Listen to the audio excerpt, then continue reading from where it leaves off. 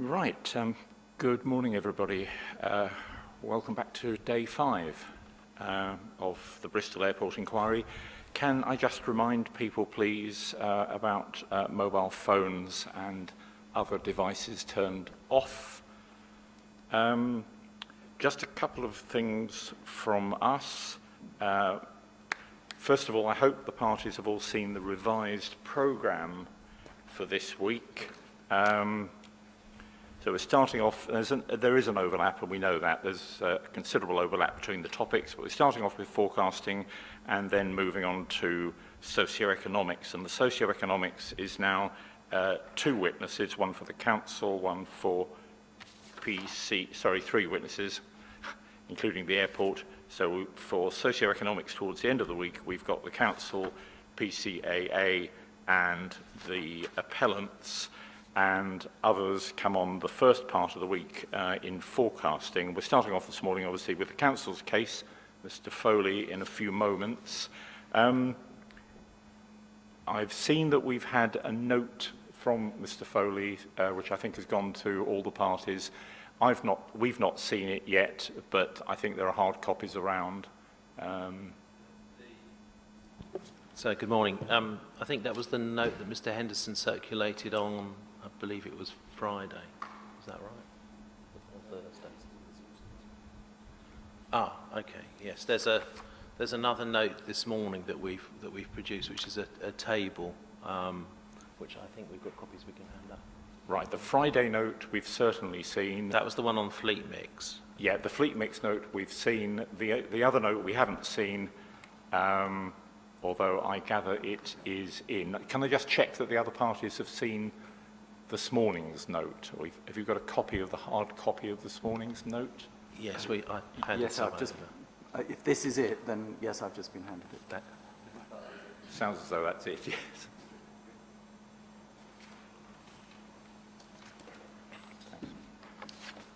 Okay, so we've got that, and obviously we'll be told what that is about in chief.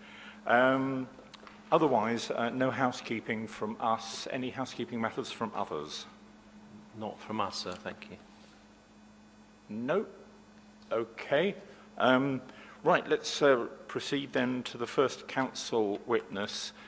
The layout of this room isn't great for witnesses, because obviously the witness is sitting up here slightly behind his own advocate. We'll see how that goes. I'm not sure quite what we do if it doesn't work out, but I'm obviously anxious not only everybody in the room can hear, but those out in the virtual world picking it up on the microphones can hear as well. But we'll see how it goes. Okay, in that case, over to you, Mr. Taylor. So thank you. So I'm going to introduce Mr. Foley for his evidence. For this, you'll need his proof of evidence, which I'm sure you've had and read. He has a set of appendices that accompanies that, yep. And he has a summary as well. Yep. In addition, there are the 2 notes that we've now established, yeah. the fleet mix note from last week and the lovely table of numbers that yeah. you've just been handed. In addition to that, I think you'll need Mr. Brass's rebuttal relating to forecasting, which we'll touch on briefly. What I'm proposing to do is to introduce Mr. Foley, get him to read a short part of his summary, because you've read all the proofs and you've read the summary. And then what I'm going to do is to focus on the particular points of issue between us and the appellants. So I'm hoping to be much shorter than the time period we estimated. I'm hoping it's going to be about 45 minutes. So if I achieve that, I'll be pleased with myself. But we'll okay, see. That's great. Thanks a lot. Okay. So starting then with the introduction. You are Patrick Foley, is that correct? You need to switch your mic on. Yes, I am indeed. You just need to move your microphone so that it points at you. Can you hear me? And keep your voice up. Sorry, it can be helpful to double up. Yeah. So there's the other microphone the next other to you one as as well. well. Okay. So Yeah. if you move them both, it Right. seems to pick up more. Okay. Can you hear me okay now? Is that okay?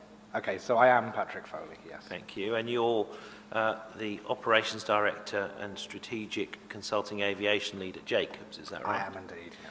And you explain in your evidence that that's a multidisciplinary consultancy and that you have over 23 years experience working in aviation for both government and private sector clients, with a particular focus on traffic demand forecasting, market development, business and strategic planning. Is that right? That's correct, yep. Thank you.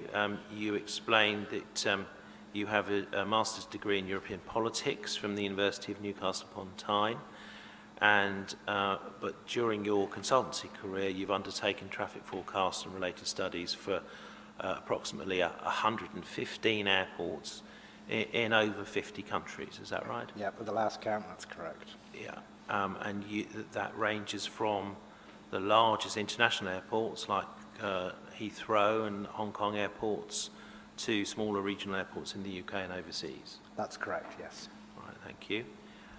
You explained that the forecasts that you've produced have been for government, national and regional airport management, airport owners, investors, and those forecasts have been used for master planning of facilities, for example, relating to expansion of airports, for business planning, regulatory submission, and airport investment decisions. Is that right? That's correct, yes. Thank you. And you identify that in the UK, traffic forecasts you've undertaken have covered Heathrow, Birmingham Airport, Doncaster, Sheffield, Liverpool, Southend, London City, Farnborough and Newquay airports, amongst others.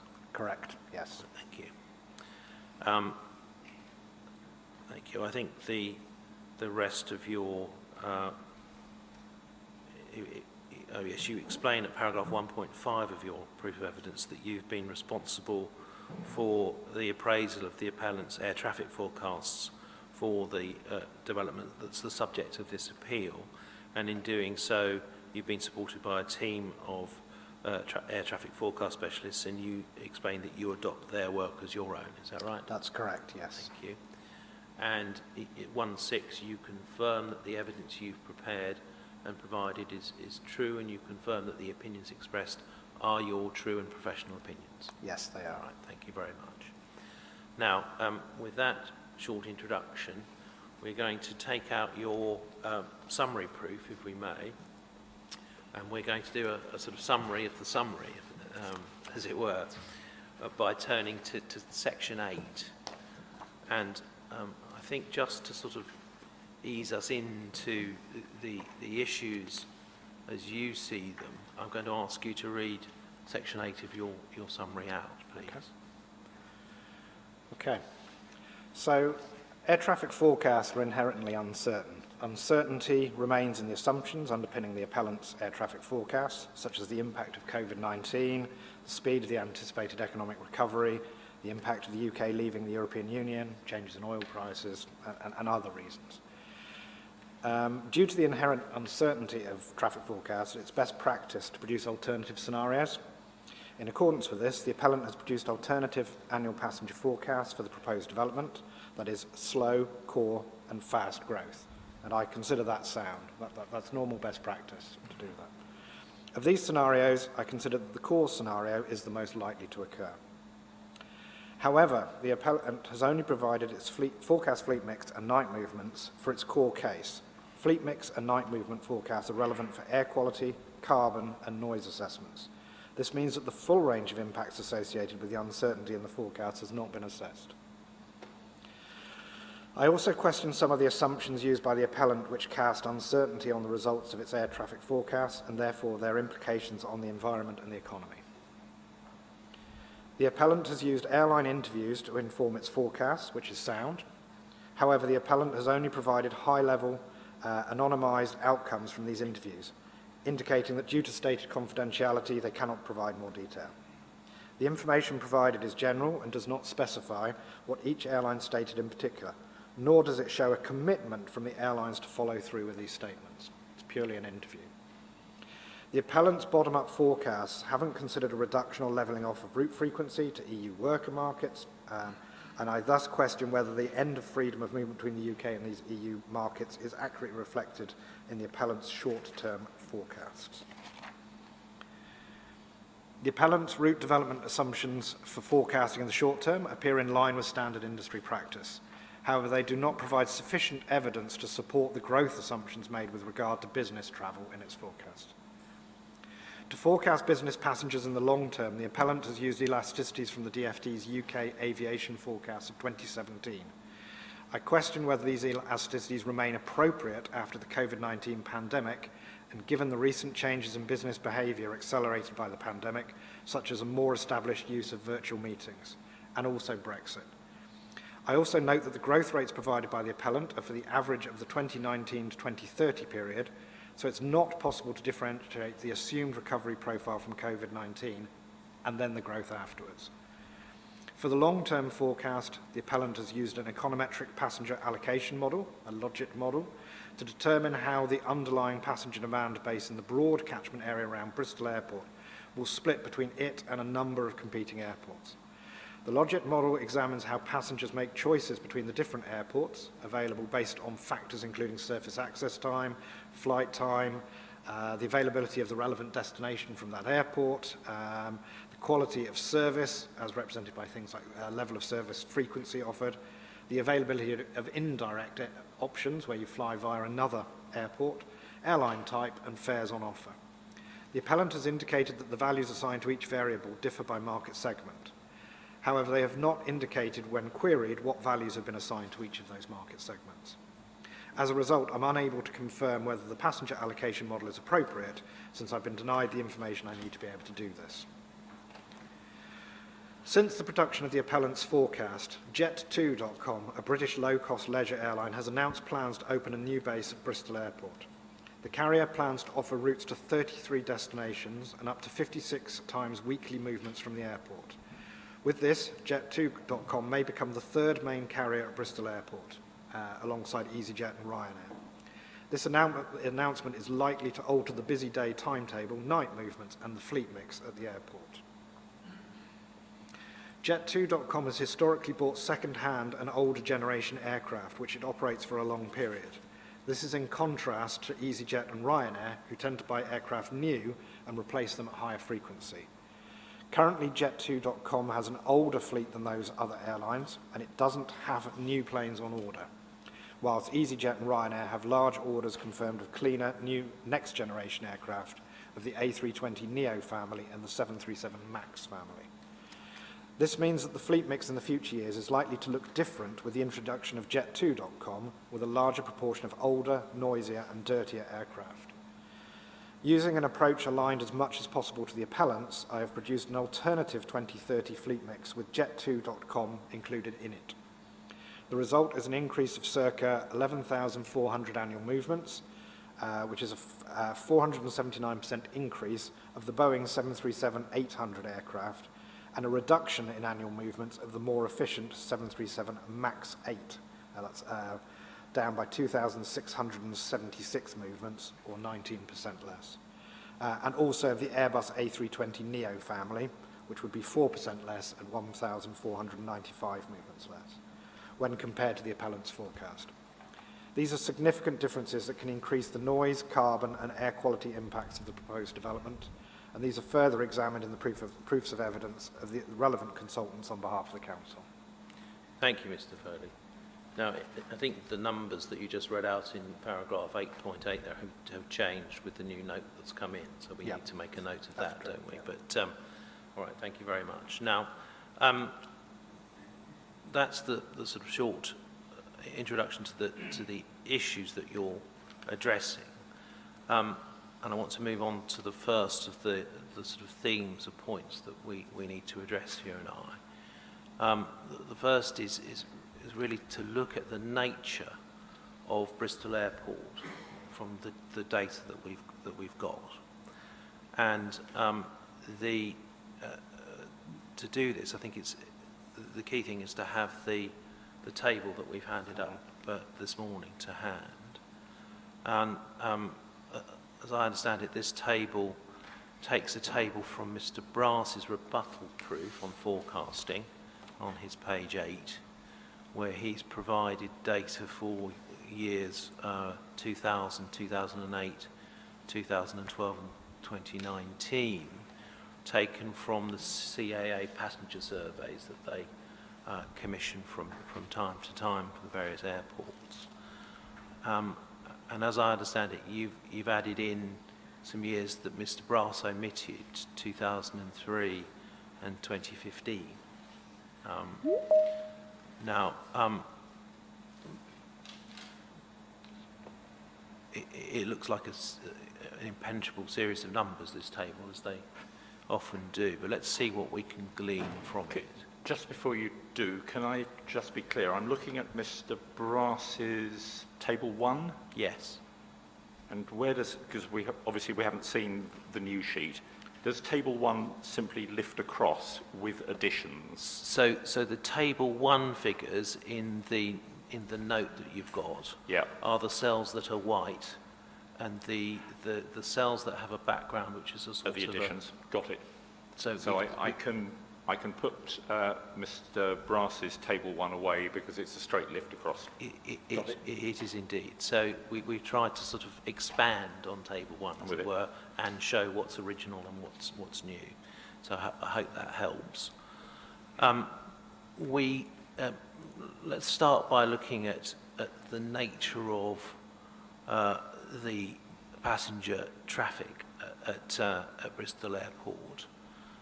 We've got on the sort of top half of the tables the figures in thousands of passengers from 2000 to 2019 for business passengers and leisure passengers, Mr. Foley, don't we?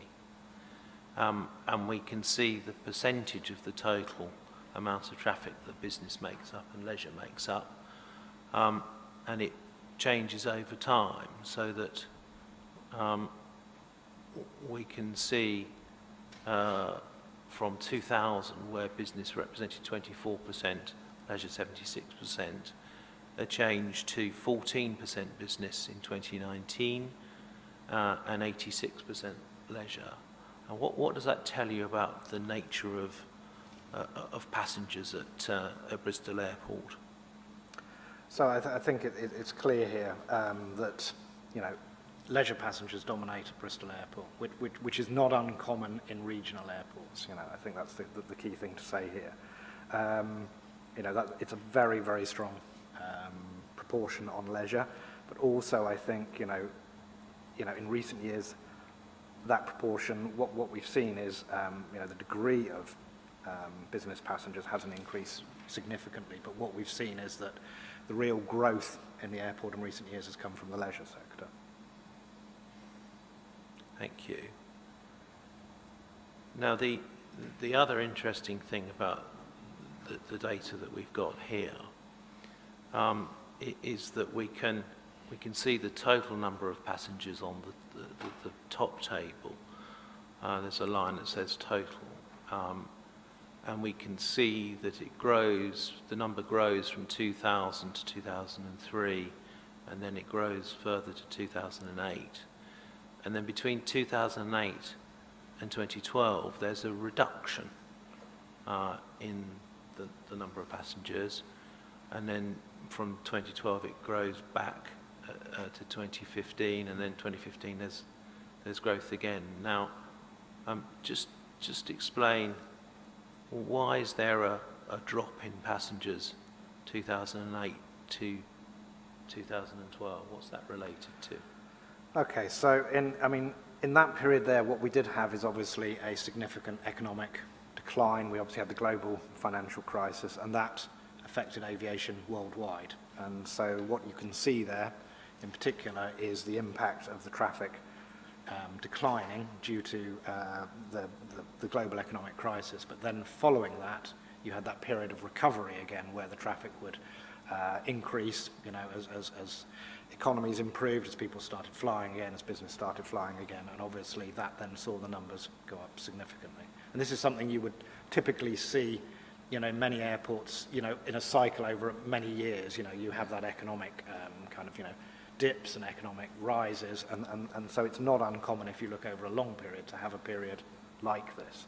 So that period is showing that decline, but it's also showing that strong recovery back from the economic downturn. Okay, thank you. Now, So if we just look at the data we've got, the bottom half of the table shows various percentages, and I think that they're percentages of annual growth over various periods of time. Is that right? Yes. And so if we look at business passengers, for example, we've got a whole series of periods that we can look at growth over. But for example, we can see in the period from 2008 to 2012, there is a reduction in business passengers of 1.3%. So that's the dip that you were talking about to do with the world financial crisis. And then the final column of that bottom table, we've got 2012 to 2015. We can see business passengers growing at 9.9% in that period. So that's the recovery. Yeah. And then the sort of third from the end of that table, the 2015 to 29 period, 2015 to 2019, we've got business passengers growing at 1.3%, and leisure passengers at 6.9%. Now, what does that tell you, the 1.3% in terms of business passenger growth from 2015 to 2019? So, I mean, in a situation like that, then, you know, a 1.3% annual growth remember, on a proportion that's relatively small within the airport is a pretty insignificant level of growth year on year in those later years. Yeah. Okay. Now, can you just elaborate, please, on why we get a situation where we have very steep growth from 2012 to 2015, and then 2015 to 2019 we see that much shallower level of growth at 1.3%. What does that tell us about business travel and the growth of business passengers in the longer term at Bristol Airport? I think with anything, if you look back over a long period of time, of course, you know, the numbers will tell you a story, should we say, and it will tell you a story of, you know, long-term growth. But the reality is we have to look at more recent times if we're going to get to grips with, you know, what the immediate future will look like.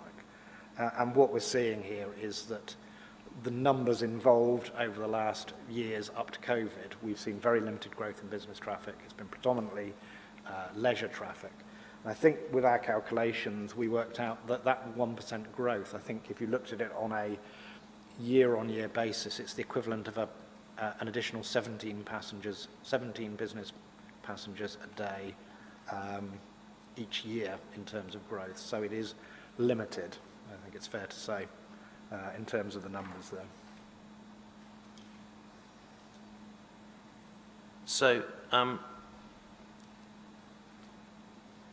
So we see the business passengers come back between 2012 and 2015, and then this shallow growth.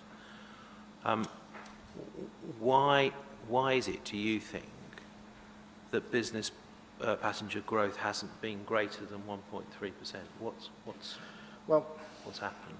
The reality is there is the opportunity to travel in business, you know, up to COVID. So you are either in a situation that, you know, simply the demand isn't there, or business passengers may be using other airports. So, for example, if it's going to be predominantly long-haul business and further afield, they may go to other airports like Heathrow, for example. But predominantly, the reality is, you know, there are services there. People can fly around the world, even if they connect through other airports like Amsterdam with KLM. You know, they can make those movements. So if the opportunity is there and the business traffic isn't growing, then the reality is there isn't the need there for that to happen. Or people are going and using another airport by choice. But business passengers, remember, are also tend to be less conscious, you know, things like time, cost and other things, you know, there's different metrics compared to, say, a leisure passenger's choice. So for a business passenger, convenience is important. So if they've got a choice and they can fly from Bristol. What we're seeing here is that there's a limited amount of additional passengers taking that opportunity. Thank you. Now, I just want to take you to some other data that you've got in your evidence on the relevant parts.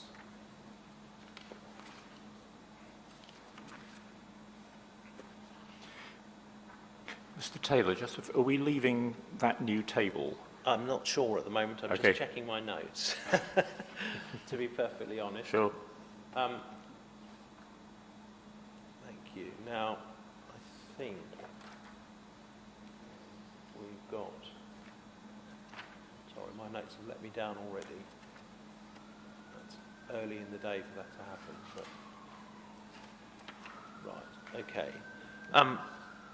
I think that's probably all we need to address on that note. Can I just, very minor question on that note, if I may, Mr. Of course. Foley.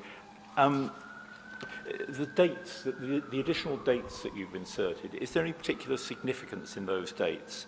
I mean, for example, on the top part of the table, we originally had 2000, 2008. You've inserted 2003, which isn't midway beyond. It's not midway in the gap. I'm just wondering if there's any significance to the dates that you've inserted. It's the years that the CAA survey has done, recorded Bristol Airport. So what we've done is given you more completeness, if you like. So it's their dates rather than Yes, your dates. it's the Okay, CAA's. that's great. Thank you. Yeah, Mr. Taylor. Thank you, sir. Now, just while we're on the sort of characteristics of the airport, your proof, page 8, I think paragraph 4.8, you explain there that in 2019, 76% of the flights scheduled at Bristol Airport were to EU countries, and 10% of those, 7.4 of the total were to Eastern European countries. Is that correct? Yes, that's correct. Thank you. So, just in terms of the consequence of that for forecasting going forward, you've referred in your evidence to the potential for Brexit to have an impact upon passenger demand. Can you just explain, please, how those numbers, 76% of flight schedules were to EU countries, ties in with that particular issue and that point? Well, I think it's a situation that, for these flights, to certain countries where, there's a high degree of migrant workers, shall we say, and I think although, we often talk about Eastern Europe as being one that everyone recognises, the reality is also, a lot of migrant workers come from other EU countries, whether that be Spain or Portugal or Italy or, not just Eastern Europe. But the important thing here is that, there was a huge amount of growth of this during the EU, and particularly when some of those countries had EU accession, because there was the free movement of labour.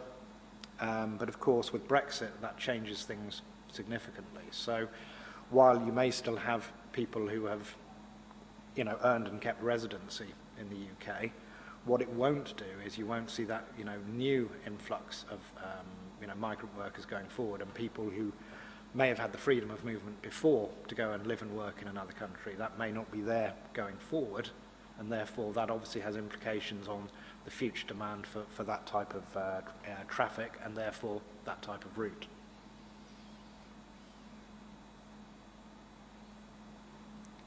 Thank you. All right. I think that's probably enough on that section. Let's move on to the next section, which relates to the forecasts that have been produced on behalf of Bristol Airport Limited. Now we've got three sets of forecasts, as I understand it. Yep. the fast, the core, and the slow. Can you just explain, in terms of the fast scenario, that's the one where there's a quick bounce back post-COVID,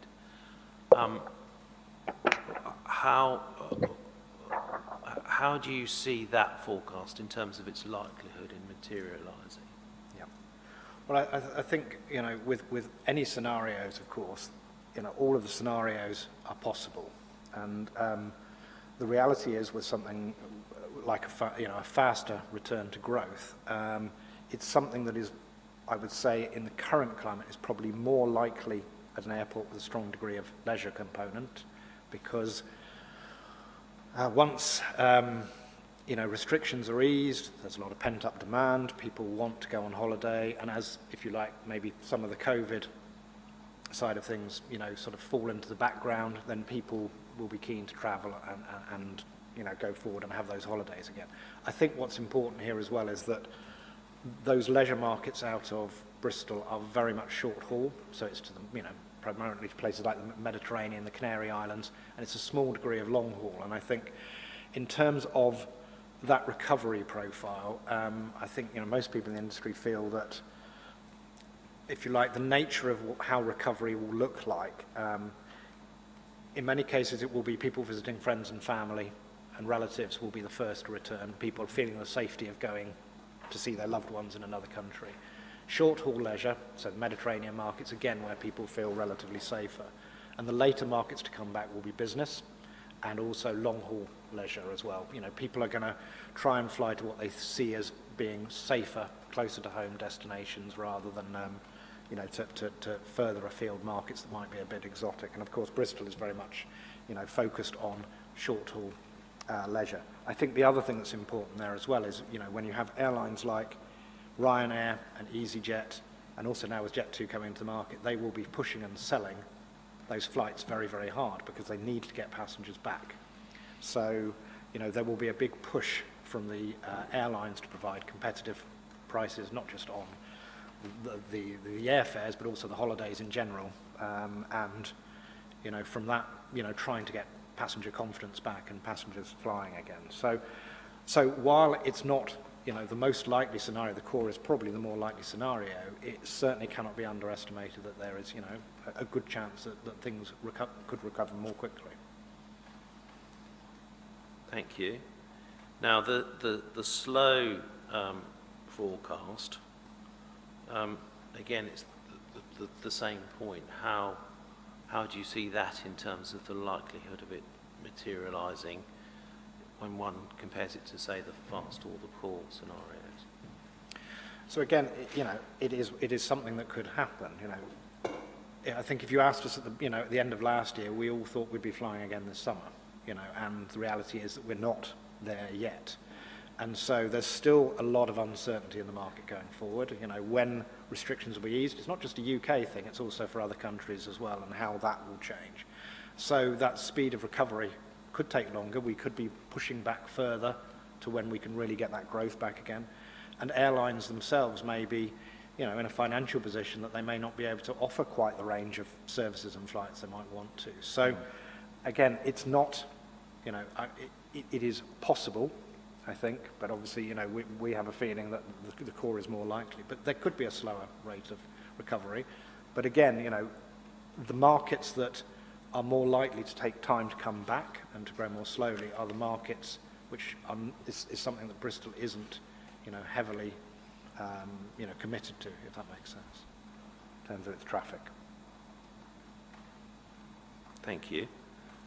All right, then the core scenario, that's where I think passenger demand recovers to 2019 levels by about 2023, 2024. You've just said, as I understand your evidence, that of the three, you see the core as the more likely scenario to materialise. What does that mean, as far as you're concerned, for the appropriateness of using the core passenger demand forecasts for the assessment of impacts and benefits? given that you haven't ruled out that Yeah. fast or slow could happen, but Yeah. core is most likely. I mean, yes, I mean, the core, the base, as you might call it, is seen as the most likely scenario, and obviously that's what we've obviously done a lot of our work around. And, it is natural that that would be assumed to be the most likely one to happen.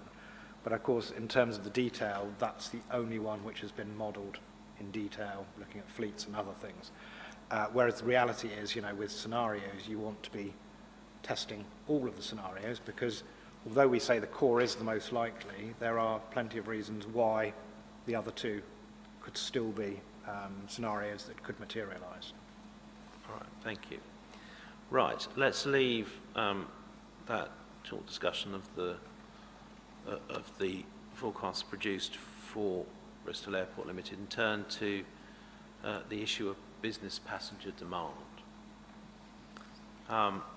Now, you set out in your proof, I think on page 9, the assumptions that lie behind business passenger growth in the forecast from 2019 to 2030, and you've set those out at table 2 below paragraph 414, and we can see that the assumption is average annual passenger growth from 2019 to 2030 for domestic business at 3% and international business passengers at 2.8%. Now we've looked at the recent data. We've seen the 1.3% growth 2015 to 2019, and we can see from we're back to the table again.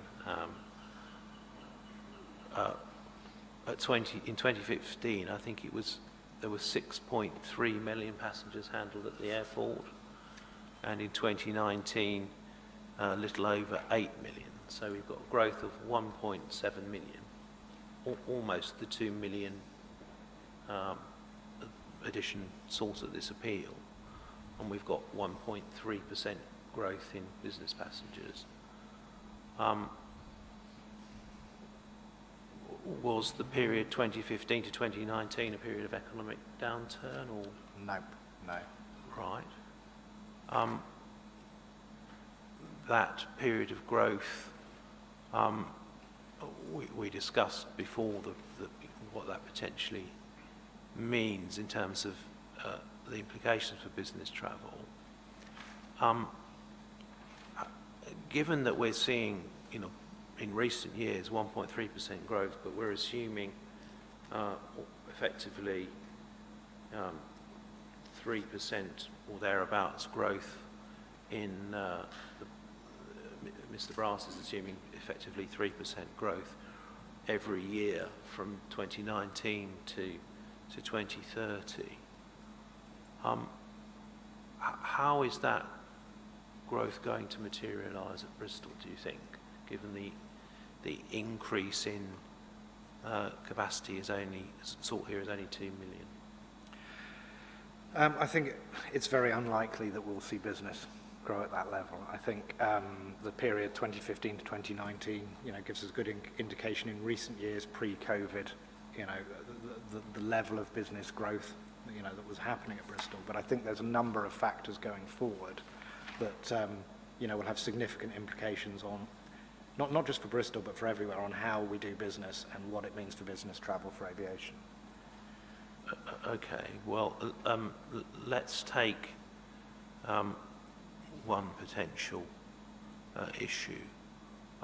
What growth in new routes to business locations has Mr. Brass identified as likely to materialise as a result of the grant of permission for the expansion that's sought at this inquiry? So, trying to see. So what he has done, he's indicated in terms of routes, and I think I've highlighted significantly Frankfurt as a route that's being started up by Lufthansa Yeah. as the prime example of why there is demand for business travel. Well, let's have a look at his rebuttal. I think that might help us on this particular issue. His rebuttal, page 10. Mr. Brass's rebuttal on forecasting, page 10. He refers to what he calls the new Lufthansa Frankfurt route.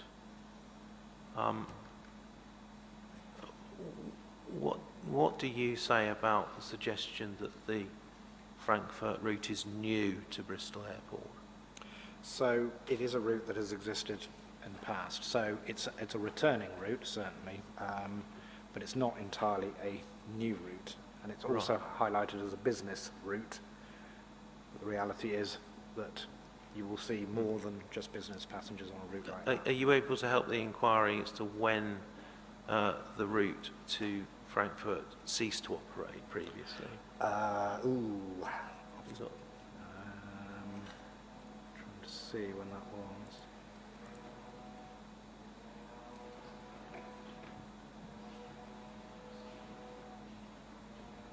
I'm trying to find that.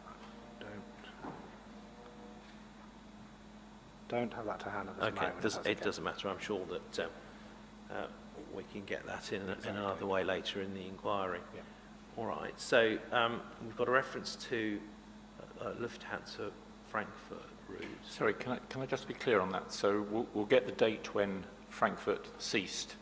It started up again, and in that sense it's new. Has it switched airlines? Is that a new element of it? Or don't we know? I don't particularly want to give evidence. No, I'd rather you didn't. It'll complicate the issue. Yeah. I'm simply wondering, but it's new in the sense of there was a gap. Yes. And the Yes. gap in the Yes. Frankfurt service we can identify. Yeah. Yes, I'm not sure it's evidence in the, Mr. Taylor can say, it's a matter of fact. Yeah. It was Frankfurt, as I understand it. It was Lufthansa, and it's coming back as Lufthansa, Yeah. I believe. Oh, sorry. It was BMI regional. Okay. That's Yes, actually that's right, significant, yeah. and we'll come back to that. I'm sure. Okay, and the route paused for a while and then came back under a different airline. Okay, that's fine. Thank you. Okay. All right, thank you. If we go over the page in Mr. Brass's section on route development, he at 343 of his rebuttal, he says that with so many core leisure routes already served from Bristol, it's reasonable to assume that network development over the period to 2030 would include more hub or city destinations, such as the Lufthansa Frankfurt service, which would be likely to attract higher percentages of business users and could lead to clawback from other airports, i.e. existing passengers will switch back to using Bristol as services are launched which would meet their needs.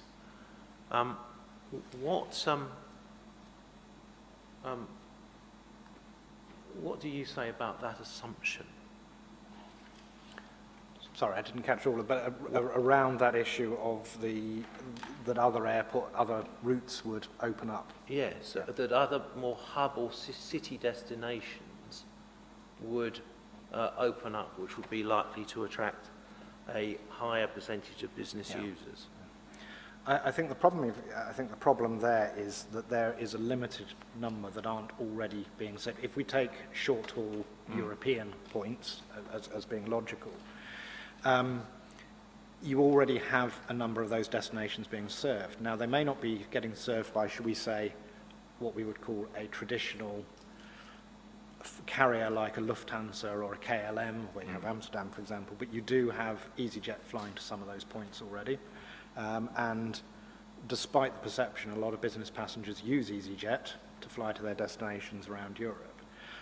What those hub carriers do as well, so people like Lufthansa, is connecting into their hub isn't just about providing business routes, it's also about providing connections for leisure passengers to fly onwards across their entire network. So it's the same for, KLM being very successful out of the UK from the regions in attracting passengers, into Amsterdam to fly long haul and beyond. And so for an airline like Lufthansa, that's also there as well. So the reality is, though, for the level of growth that we're talking going forward, there aren't very few logical destinations left within Europe, from a business point of view, that you can't already fly from Bristol to.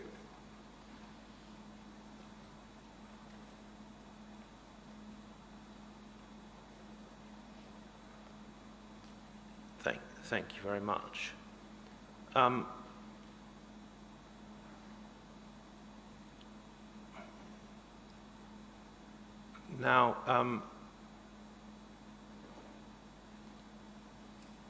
I suppose one other aspect that we ought to address is the frequency of service to centres already served. Now, what we've seen, we can see from the data from 2015 to 2019, a relatively flat level of growth, 1.3% growth annually over that period.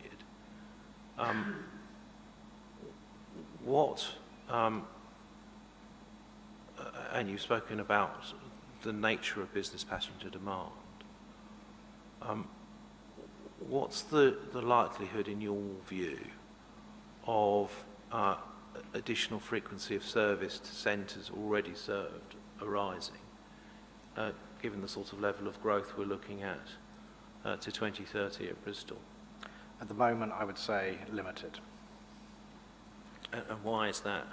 I think because the business demand isn't there to see that frequency. So if frequency comes on, it's because the leisure component, has recovered and is growing, but it won't be from, an overwhelming amount of business traffic growing that market.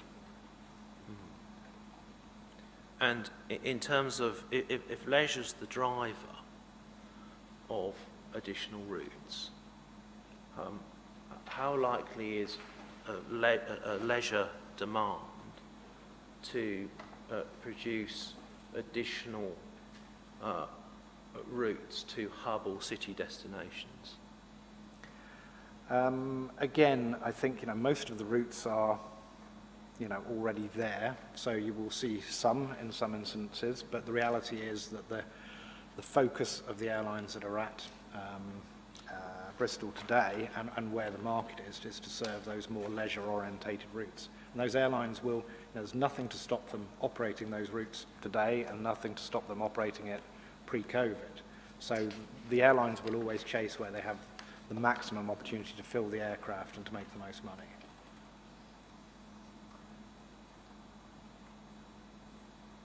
Thank you.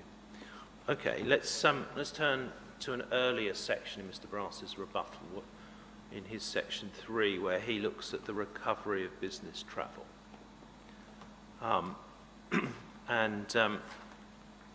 He looks at previous patterns of growth, and this is the section where his table 1 is.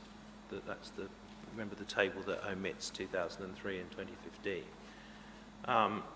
If we turn to page 6 at 3.2.2, Mr. Brass refers to the need to consider the broader perspective as to what else was taking place in the market, and he refers to the time period 2000 to 2019 as including the so-called low-cost bubble, when low-cost airlines like EasyJet and Ryanair were growing rapidly, and he said that had a disproportionate impact on leisure markets. And he says that that period of growth ended with the onset of the global financial crisis in around 2009, and that since then the market stabilised as operating models have matured, and so it's more appropriate to look at the market post the disruptive effect of the low-cost bubble. So I take that as meaning post-2009. Yep. Yeah? Then in the next paragraph, at 323, Mr. Brass refers to his 2 time periods that he looked at, 2008 to 2019 and 2012 to 2019. And he says that if you look at those periods, it's a very different picture. and he identifies business growth from 2008, and he says since 2012, after recovery from the global financial crisis, business passengers have grown at a rate of 4.9% per annum. Now, we looked at this before, and we saw that 2012 was actually the lowest point for Bristol Airport, wasn't it? Yep. So, would you agree that a period of growth from 2012 onwards, as Mr. Brass suggests, is after the recovery from the global financial crisis at Bristol? No, it's taken, I mean, it's beyond that, it's still in recovery mode there. So. Right. We then see the period of fast growth from 2012 to 2015. If one were looking for a period after recovery from the global financial crisis to look at, and after the low-cost bubble, which period in the table would we look at? The reality is when you remove those uncertainties, dips and changes, then it's the most recent years from 2015 to 2019 is the, right, if you like, when you've stabilised and you're kind of at the right place in the market. Mm. So if you deal with the points that Mr. Brass is concerned with by looking at the full data picture,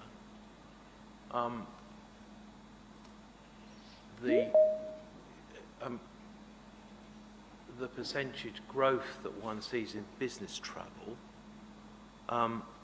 would be the 1.3% that we've been looking at in this table. Is that right? That was the current trend post-COVID. Right, thank you. Sorry, pre-COVID, sorry. Pre-COVID, yes. Well, that feels like it's been forever. Yeah, I know, quite. Okay, let's move on then and look at the Department for Transport elasticities.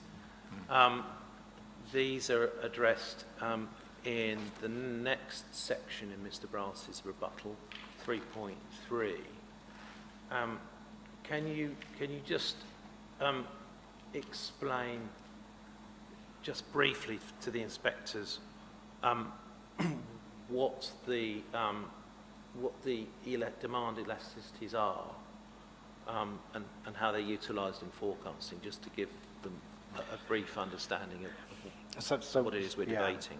And so what's happening here? This is the UK Department of Transport and the work they did back in 2017. And so what you're doing with elasticities is looking at those patterns of growth, looking back, and then understanding where the relationship is with things such as economic growth, GDPs, for example, and there can be other variables in there. And then obviously using that as a basis to project forward to get your future numbers.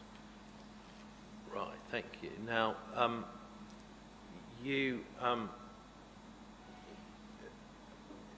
made certain points in your proof about the use of the demand elasticities in the 2017 DFT model, and Mr. Brass responds in this section,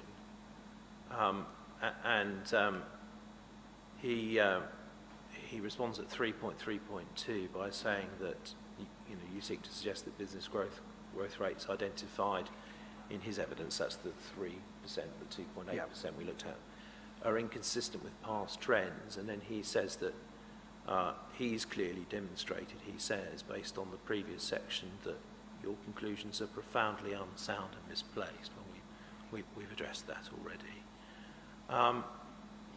He then goes on to look at the pandemic and upskilling in the business community, indeed I think it's the entire community, in the ability to communicate via video technology online. I just want to ask you this. The DFT data, page 9 of Mr. Brass's rebuttal, the second bullet point of 3.3.5, was collected between 1984 and I think that says 2008. How does the DFT data and assessment take into account the increase in the knowledge of the entire community, the entire country, in using technology like Zoom or Teams. Yeah. So I think that within the DFT forecast, there is a, conservative or marginal view on, improvements in technology. And I think, clearly the dates that they were, collecting this data and evidence for is, some considerable time ago. I think the reality is with what we've had with COVID, it's been, not just for aviation, but for all of us, it's been such a change in the way that we work. It really is a step change, a really significant change in the way we work. And the way we've had to pick up, new means of communication, using video calls and things like that. I don't believe that the DFT forecast would be anywhere near assuming that big change that we've had to make, and very quickly, in how we do our work. How big has the change been? Have you got any information you can help the inquiry with? Yes, somewhere, if I can find it. So, I mean, we know for a fact, there's been various studies that have already shown, the take-up of Zoom, the take-up of, Microsoft Teams and things like that. I'm just trying to see, we do have some figures somewhere. I'm just trying to find where we put it. Just bear with me a moment, I do have figures here.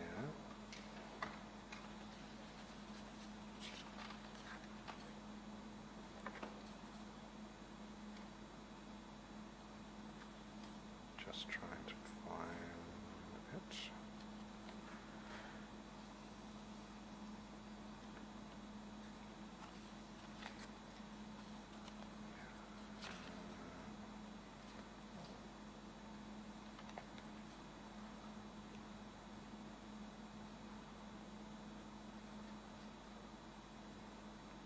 There we are. So one of the studies that was done has shown that Zoom, for example, has seen the number of meeting platforms participants. In 2019 it was 10 million.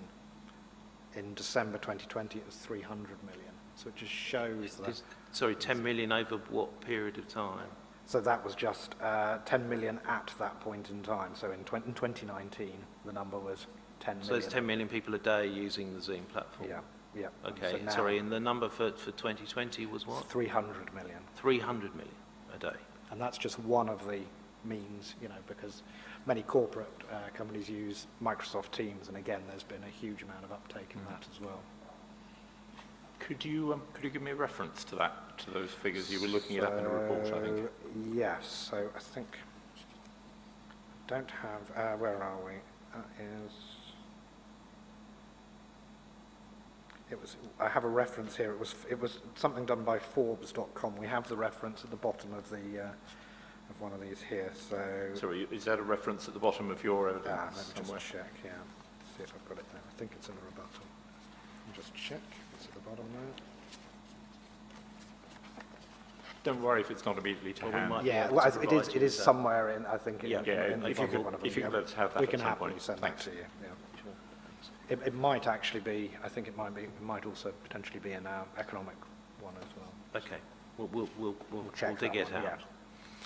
Okay, so we've seen Zoom call numbers, Teams call numbers increase into that sort of scale. Now, in terms of COVID and its impact on business, and the sort of return to some form of normality post-COVID, what will companies be seeking to do in terms of their costs? Companies will be looking to obviously keep their costs down wherever they can. So, So when you've got your upskilled staff and your upskilled client base, all familiar with Zoom, Teams, whichever video platform you want to use, how do you think that's going to affect the attitude to business travel going forward? It's certainly going to have a significant impact, and I think that's something, it's not just my view, but I think, we see it across the industry. Even the airline industry themselves recognise this. I think, we've all recognised we are doing things in a different way, and, it's here to stay, many of these things. It's speeded up that process. And so, the cost implications of going on business trips just for meetings where, you could do it over a video link very clearly, it is going to continue. There will always be need for business trips. There will always be need for site visits and various other things. But the reality is an awful lot of what we do in terms of our business travel is things that we've had to learn to do over the last 16 months on video, and we've got used to it. So, that's something that will always be here going forward, and it's going to have an implication on future business growth. I mean, you're somebody who in the past, as I understand it, has travelled quite a lot internationally for work, and you work for a multi-disciplinary consultancy that's global. What has been your experience in terms of the attitudinal change of clients in terms of needing face-to-face or using video links? I am seeing a significant change there. I think, if it's okay to say, I do a lot of work in particular in places like the Far East and the Middle East. I do a lot of work with governments over there and various ministries, and also private sector clients as well. And those markets, compared to many of the others, have always been very much about face-to-face meetings. We would often get called with short notice to fly to places like, Dubai or Abu Dhabi, or to places like Indonesia or Thailand, and it would be at short notice, and they would expect to see you. And the idea of doing video calls or even telecom calls was something they just wouldn't entertain. They want to see you there. But the reality is, over the last 16 months, I've had to do that with them, and they've had to do it, and they've embraced it. And so, on many of my projects, we will have frequent calls, during the week with the key officials right at the top of government in some of these places. And it's become quite natural and normal for them to arrange these meetings. So while previously it was very much a situation of having to be there in front of them, and there still will be that need from time to time, the reality is having to go to some of these places just for one meeting is not going to happen anymore. And I think the fact that those areas that culturally have accepted the fact that we're using this technology, and they're really embracing it, I think has major implications, not just for me and how I do work going forward, but I think, for people across businesses, that, there will be certainly less of that travel for short reasons, if you like, sort of short trips and short meetings. All right, thank you. And so, bringing it all together, when we look at the Department for Transport's Elasticity is collected based upon data from 1984 to 2008, what is your view as to the appropriateness of using those elasticities going forward in forecasts to 2030? I don't think they take into account the realities of how society is changing and how we work is changing, and also people's views on travel is changing going forward. So I don't believe they are appropriate for, if you like, how life will be post-COVID. Yeah. And so, all right, thank you. I think that's probably all we need to deal with on that. Let's leave that topic behind. We're going to move on from talking about business passenger demand, and we're going to look at fleet mix very briefly. Okay. Now, Mr. Brass made a number of points about the fleet mix that had been produced in your evidence relating to particular aircraft, and as a response you've produced a note. I just wonder if you could just take us briefly through that note and effectively what the outcome is of your response to what Mr. Brass has had to say in his rebuttal. So what we tried to do is we obviously had Mr. Brass's core scenario where they'd obviously detailed out, how they felt the future profile, shall we say, of traffic at Bristol Airport would look. And what we tried to do is, using that as a basis, using that kind of number of movements as a basis, we tried to look at what it would mean going forward, particularly with the impact of Jet 2 arriving into the market, because the work that Mr. Brass had put together, they had produced this work before the Jet 2 announcement, and so although there was, it was mentioned in their evidence, what they didn't have was the detail within the fleet mix of what the implications of Jet 2 would look like. And so what we have done is worked that table and worked through the numbers to identify what that means in terms of a more realistic profile going forward. I think it's also worth mentioning, initially, we weren't given the detail of what Jet 2's growth plans would look like, because it had obviously been within confidential meetings, but subsequently we were provided with some top-line numbers of where Jet 2 felt they would be initially and where they would be, come 2027, I think it is, in terms of the number of seats that they wanted to put into Bristol. And with that, we also assumed some growth going forward, because obviously, they want to establish themselves and grow like any airline, who's going to commit and base at Bristol. So the key thing for us there was to using that base set of numbers to see, well, what does that look like when Jet 2 are included in the mix, because it's fact that Jet 2 will now come into the airport. So that's what we've had to do, and obviously that has implications on the type of aircraft and the age of aircraft that we've mentioned before. I think there were a number of points that Mr. Brass picked up on our fleet mix, where there was perhaps, a disagreement over the aircraft we'd used for a specific route, but in these cases it would be for a single route by a single airline, which materially doesn't affect the big picture, but obviously having an operator like Jet 2 coming in, with significant number of movements a day, significant number of movements in a week, that obviously does change the profile of how that fleet mix would look, and that's obviously what we have produced, with our table there. Yeah. So we get you've responded, I think, in section 2 of the note to each of the points that Mr. Brass has made, and you've correspondingly made changes to the original fleet mix that you produced, which you've set out in the table in section 3. I think that's right. Yeah. And just so that we understand the consequence of where we get to, the column in table 1 in section 3 that says Jacobs 2030 fleet mix old, that's the one that was originally in your evidence. Yes, correct. Yeah?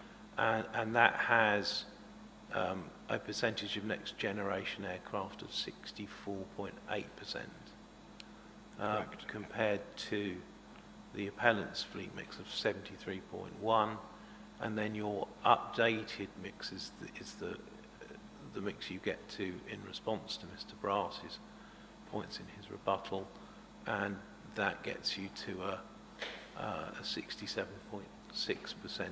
Correct. Next generation mix. Okay. Thank you. And you've made certain corrections in your proof as a result. We can see changes to paragraph 710 and 9.8. Does that change? So the changes you've made to the fleet mix materially affect the conclusions of your evidence? No, it doesn't. No. Thank you. Right. I think we've got two more short points to deal with, and then we will have concluded the examination in chief. I've not met my 45 minutes, which was hopelessly optimistic as it's turned out, but it's always better to be glass half full than half empty, isn't it? the next point is the issue relating to the airline interviews that were conducted on behalf of Bristol Airport Limited. Now, you made the point in your evidence that nobody other than Bristol Airport Limited has had access to the detail of what was said in those interviews. Why does that matter? Well, it matters because Mr. Brass refers frequently to the interviews and discussions that they've had with airlines, and obviously that forms a significant part of their evidence. But the reality is, within airline interviews, these are interviews. They're not contracts. They're not something that is signed up or anything like that. And I do interviews with airlines myself, as part of my forecasting when, on various projects. And the airlines will give you a view. They will give you a desire. They will tell you maybe what their plan is at that point in time. But of course, what they're not giving you is, unless you've seen something in writing that's contractual, you're not getting something that is actually a cast iron commitment that that's what they're going to do. And of course, particularly with low-cost airlines, those plans can change very quickly because they may change to market conditions very quickly. They may adapt very quickly. So the problem we have is that the airline interviews are not something that can be taken as absolute cast iron fact going forward, that is exactly what the airlines are going to do, because there's no basis to ensure that happens. All right, thank you. Last point is about the Logit model. Now, can you just explain to the inspectors what the Logit model does, what it is, and then we can lead on to some other questions about it. Yeah. So without trying to get too technical about it, what it does is it looks at really, it takes a number of airports and it basically looks at passenger choice and how they behave. And so there's a number of different variables that may typically be in there. And then, with these other airports, along with Bristol, it then makes a decision on where people will choose to go, or if they choose to fly at all. And that will be based on things like, proximity of the other airport, distance travel, the cost, the offering at those airports, and a number of different reasons why, that why consumers will make a choice to go to one airport or another. So that's, in simple terms, how it works, and it's calculating those variables.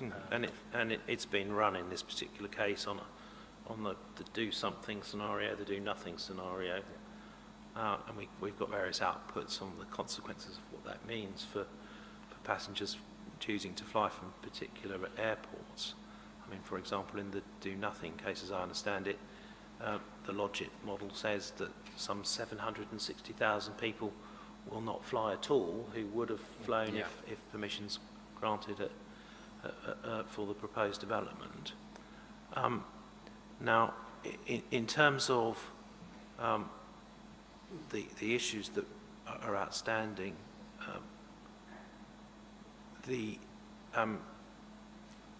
Mr. Brass says in his proof that he's unclear what information you're looking for. Now, what is the information that you've been asking for? Well, what we needed to understand is the assumptions underpinning this, because at the moment we can't test or look at the reality of that decision-making process and whether it's something that's, acceptable, realistic, or likely. So, without that, we can't make a clear judgment on, the applicability or not. Right. So you've been asking for as I understand it, the values that have been assigned to a number of variables in the model for each market segment. Is that right? To understand that, yeah, right. the assumptions underpin it. And how long have you been asking for that information? I think pretty much from the start of the process. from sort of January, Yeah, February? I believe so. I mean, Yeah. initially I was, not involved in that process, but yes, I believe it's Okay. right from early on. Yeah. And yet you've not been provided with that information. No. And so what consequence does the failure of the provision of that information have in terms of your ability to scrutinise the modelling that's been done regarding passenger choice in the two scenarios? It means we can't scrutinise it, because Right. we don't have that detail there. Okay, thank you. All right, I think that's all I can ask you about that. Is there anything else we need to draw to the inspector's attention, or? I think on the business travel side of things, I think, we've talked about the issue around, what the pandemic has done, the fact that we've got new technology. I think we've talked about, businesses wanted to save cost, and I think, there is another element in there as well going forward in terms of business travel, because post-COVID, we don't know what the economic climate is going to look like. We've talked about companies actually, pulling back, cutting costs and things like that. I can see it in my own company. But beyond that, we've also got the environmental question as well, and, business travel, and what will be imposed going forward by governments on companies. I mean, my own company made a big statement globally how it was, trying to move towards, net zero and things like that. Yet, as a business, we do a huge amount of flying for business every year. It's a significant cost to the company, but obviously from an environmental point of view, trying to make, a statement and a desire to go to, being more net zero, and obviously this is something that governments will be pushing companies to do, that has to have implications on business travel going forward, and the choice of whether business travel, a business trip is necessary or not. And so I think that's something in terms of the future trends, I think is another really important consideration on business travel. Thank you very much. All right, so thank you. That concludes the examination in chief. Okay, thanks very much. It's 10:02 now, give or take. We'll resume at 10 past, please.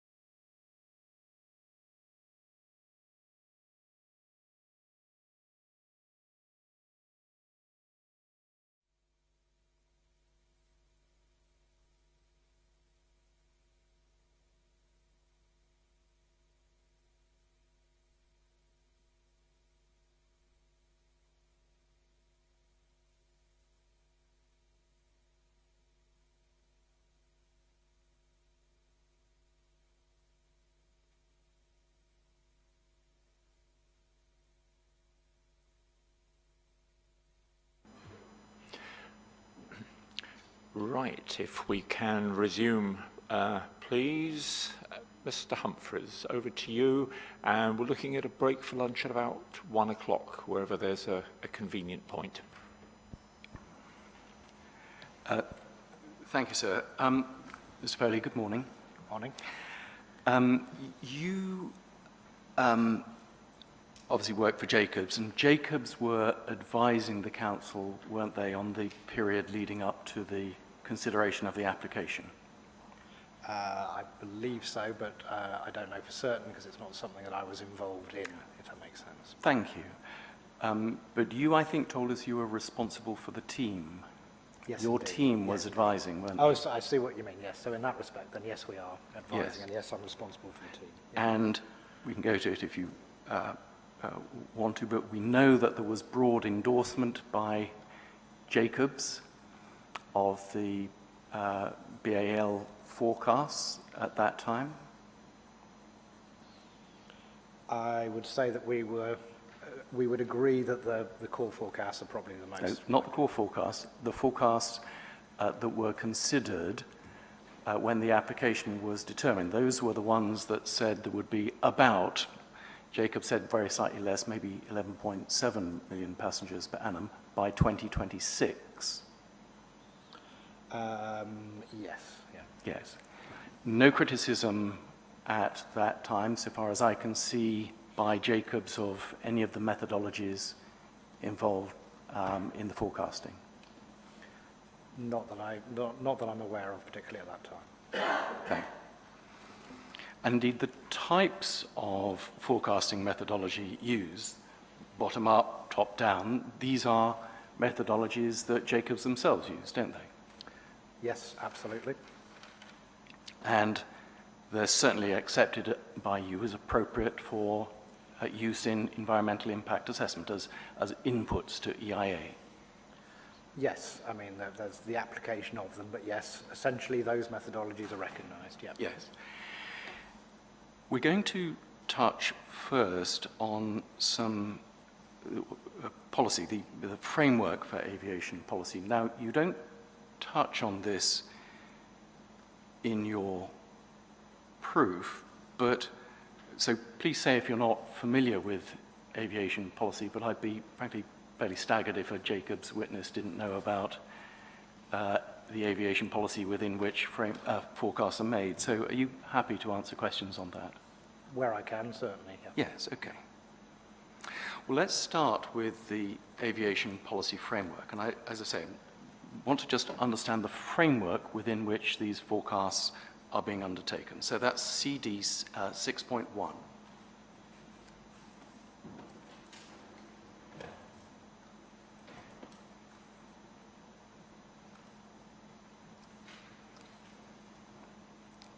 And I'm going to take you first to paragraph 5, which is part of the executive summary.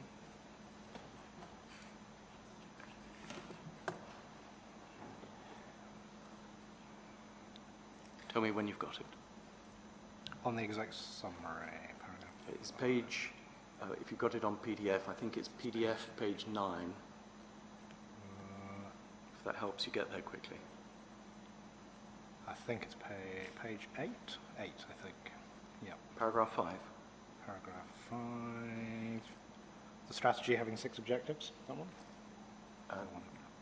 I think we're just looking across at Mr. Foley's screen. I think we're looking at different documents. 6.1, the aviation policy framework, CD 6.1. Sorry, maybe I'm in the wrong one. Sorry, my mistake. 6 point.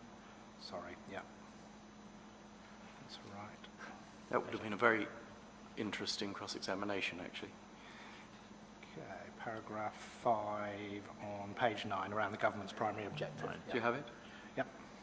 And it says the government's primary objective is to achieve long-term economic growth and that the aviation sector is a major contributor to the economy. We support its growth within a framework which maintains a balance between the benefits of aviation and its cost, particularly its contribution to climate change and noise. And it's important, therefore, that we understand, don't we, that relationship between, it's recognised by government here, between economic growth and aviation. Yep. And indeed, Sorry, can you speak up? I'm struggling Sorry, to yes. hear. Sorry. if you pull the microphones Yeah. together Yeah, like a this little in a bit sort more, of, you know, as though you're doing a big news conference or Yes, something, hopefully that works. makes it There we better. go. And indeed, a lot of Jacob's work for other airports and government, we'll perhaps touch on some of those later, supports that strong relationship, doesn't it, between economic growth and growth in aviation? In many cases, yes. Yes. And just move on a little bit to paragraph 9. So towards the bottom of that page, one of our main objectives is to ensure that the UK's air links continue to make it one of the best connected countries in the world. Why is that important?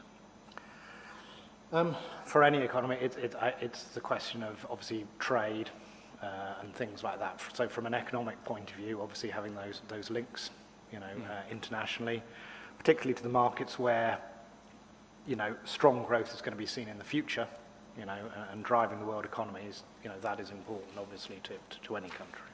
Okay. And in paragraph 10, we see one of the early references, there are many of them in different documents, to making better use. In the short to medium term, a key priority is to work with the aviation industry and other stakeholders to make better use of existing runway capacity at UK airports, and then by all means read through the rest of that paragraph. But link that then with the beginning of paragraph 11. In the medium and long term, beyond 2020, i.e. the period we're now in, we recognise that there will be a capacity challenge at all the biggest airports in the southeast of England. So we've got these two things, haven't we, going on. Capacity challenges, particularly at Heathrow and Gatwick in the southeast of England, and a government policy which is seeking to make better use of other airports in other areas. Yes. Yeah. And of course, we know, don't we, that those capacity constraints looked at back here in 2013 for Heathrow and Gatwick, they remain, don't they? Subject subject to COVID. Subject to COVID. Yes, they are there. Yeah. Both of those airports are pretty close to full capacity. Yeah. They have plans to expand, but of course that's not Yes. happening yet. And we know, for example, in the case of Heathrow, obviously it has not made its application for the third runway yet, but even when consent is granted, it will take about 10 years for that runway to be constructed, won't it? I am not an engineer within Jacobs, so I wouldn't say for certain whether it would take 10 years, but it will take a number of years to build. But I don't know. I couldn't say professionally how You long it would weren't take. familiar with any of the material that they put out? So I didn't, on something like that, I mean, they take a view on that, but I can't, I'm not an engineer to state whether that is relevant or not. So. And then if we just turn PDF page 2021, so we're turning on into the main body of the text. Just one more thing I wanted to take you to. So it's pages 2021. So paragraph 1.23 on page 20. Yep.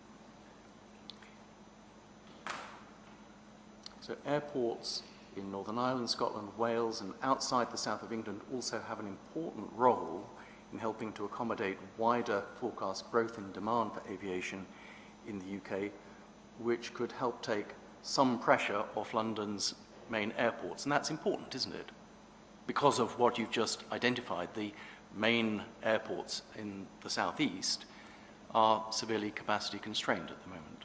Yeah, so as a policy desire, yes. Yes. Makes sense. And in the box on the next page, airports outside the southeast are vital for their local and national economy. Many are growing and creating jobs. But then about halfway down, Bristol Airport, second paragraph, the airport plays a vital role in the economic success of the southwest region. So we see a number of things in play here which we need to understand when looking at forecasts, don't we? Severe capacity constraint in the southeast, policy which is to make best use of runways elsewhere, yes? Yep. Clear linkage of economic benefits with growth in aviation. I'm afraid the mics don't pick up a Yes. nod. Yeah. Yes. And clear indication of the role that Bristol plays in the southwest. Yes. Now let's just turn then to another document, just again to get this flavor of the context, the policy context within which we are forecasting. I'm going to get you to look now at the Airport Commission final report, and there I'm going to get you to look at PDF page 332. It's paragraph 16.40.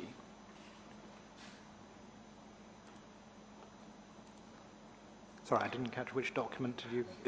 I do apologise. Sorry, yeah. It's CD 611. That was my fault. I gave you the 611. name. Sorry, that's right. Yeah, that's right. That's what I thought. I do Just wanted to apologise. check. If you look, I think you were left with a copy of the Yes, list, and that's right. Yeah. that should have all the numbers and the names. That's all right. Yeah. And you said it was paragraph 3... 16.40. It's on PDF page 332.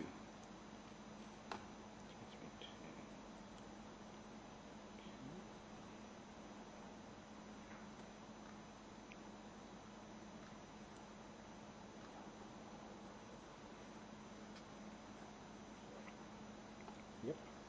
Do you have it? 332. And paragraph number 1640. 1640, yeah. Making best use of existing infrastructure. So this is the Airports Commission. We've moved on in time. This is 2015. Irrespective of how the government responds to the outcome, to the recommendations set out in the report, those were about how there should be a further runway in the south-east and it should be the northwest runway at Heathrow. It is imperative that the UK continues to grow its domestic and international connectivity in this period, and this will require the more intensive utilisation of existing airports other than Heathrow and Gatwick.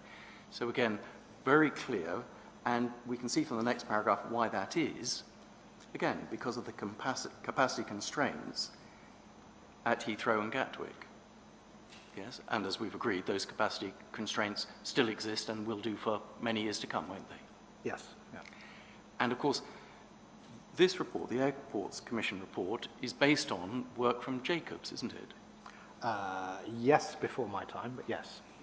Yes, but, Yeah. but your firm, you're not disavowing No. the work on which No. the Airport Commission No. recommended No. a But further all I'm runway. saying is I was not involved in that particular work for Jacobs, but yes. I mean, if one was to search on the word Jacobs, I think you get 29 references in this document. Almost every chart is a Jacobs chart demonstrating the need for another runway, the capacity constraints that currently exist, and the importance of MBU. Yes? Yes. Indeed, I'll spare your blushes by taking you to it, but Jacobs is actually notably thanked as one of the consultants for this report. It's paragraph 1.24, but I don't think we need to look at it, as I say. Save your blushes. So just moving on in time a little bit, let's just look at CD 6.9 to see the evolution of this framework within which you're forecasting, and there you need to look at paragraph 1.39.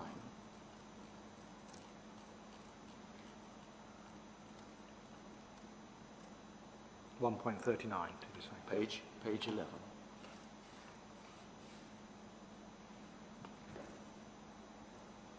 And so the report of Jacobs underpinning the Airport Commission work led fairly directly, as we see in paragraph 1.39, to a continuation of the policy that, having analysed the responses, the government has confirmed that it is supportive of airports beyond Heathrow making best use of their existing runways. They have to be judged on their individual merits by the planning authority, taking careful account of all considerations, particularly economic and environmental impacts. Draw attention to that in fairness as well. But it was Jacob's work, albeit apparently before your time, which in large part underpins that policy, doesn't it? As I said, it was before my time in the company. I joined in late 2017, so I don't know the detail of what was put into the submissions by Jacobs. No. But you're not disavowing it. You're not saying I'm not. You know, as I said, I can't say for certain, but I'm not. Yes, obviously Jacobs has inputted into that report, but I'm just saying I'm not familiar with exactly what areas Jacobs was particularly inputting in on. Now, of course, this is the airport's national policy statement, which related to the third runway at Heathrow, the Northwest Runway scheme.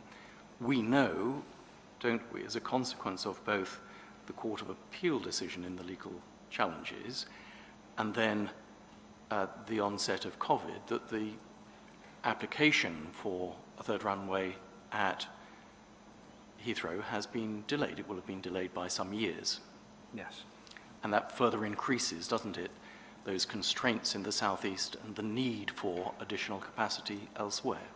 Depending on the speed of recovery, yes. If recovery comes back, then yes. But obviously at this stage, a lot will depend on how quickly that recovery comes back. But yes, you absolutely. told us about that earlier, didn't you? And actually how the leisure market and airports like Bristol are likely to bounce back fairly strongly.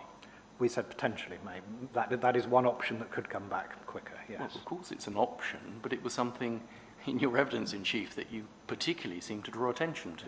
Yeah. Yeah?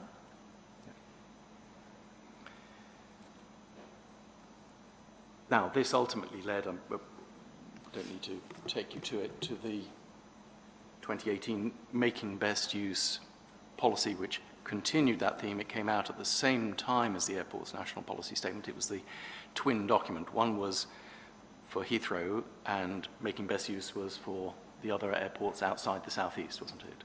We can look at that if you want, but it's the same thing, isn't it? Yes. Yeah. Now let's just identify, before we go on and look at forecasts, at things that are not government policy. There is no government, or indeed local policy, is there to requiring airports to constrain capacity in order to achieve demand management? If you put it that way, no, not demand management. There are obviously caps on airports that are, There are caps on individual airports. Indeed, we're proposing a cap on an airport, but there is no policy, is there? No, That capacity at airports should be constrained in order to constrain or reduce or restrict overall capacity and therefore throughput at airports. No. There's no policy anywhere, and if you think there is, take me to it and we'll discuss it, but there's no policy anywhere, is there, about the distribution of demand amongst airports? Nothing that says that Bristol shouldn't be able to compete for its fair share of demand vis-à-vis other airports? Certainly in the UK, because of the competitive position of airports where they are, invariably all in different hands, then that's the case. Obviously in some countries where it's all under common ownership, government ownership, it can be a different situation. Well, I imagine in North Korea they take a very different view, but I would imagine should we say so liberal open market economies? Where there's been privatisation and investment, from so other sectors. In the UK, there is no policy, no law which seeks to direct traffic to particular airports and restrict other airports from competing. Not in terms of laws or regulations or traffic. There's no traffic distribution policies. No. They were abandoned many years ago, and there's no policy to that effect either, is there? No. There's no policy to that effect. No traffic distribution policies. No. And there's no policy, is there, either at governmental or local level, that seeks to restrict UK residents, whether they are UK nationals or not, restrict UK residents from travelling abroad if they so choose? No. Okay. Now let's then talk about some areas of agreement.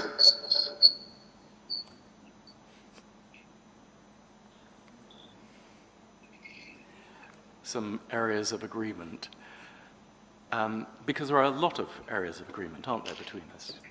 There are a number. And then we'll identify just the few areas where there are some differences. Okay? We agree, don't we, that the fundamental drivers of passenger air traffic demand are things like population growth, economic growth, income, cost of travel, those types of things. Yes, those are typical examples. And in his section 2.2 of his evidence, Mr. Brass sets out a whole number of indicators of those things, economic growth over time. Later in his proof, he shows forecasts of population growth. And population growth for the Southwest is higher, isn't it, than the UK average? I believe so, yes.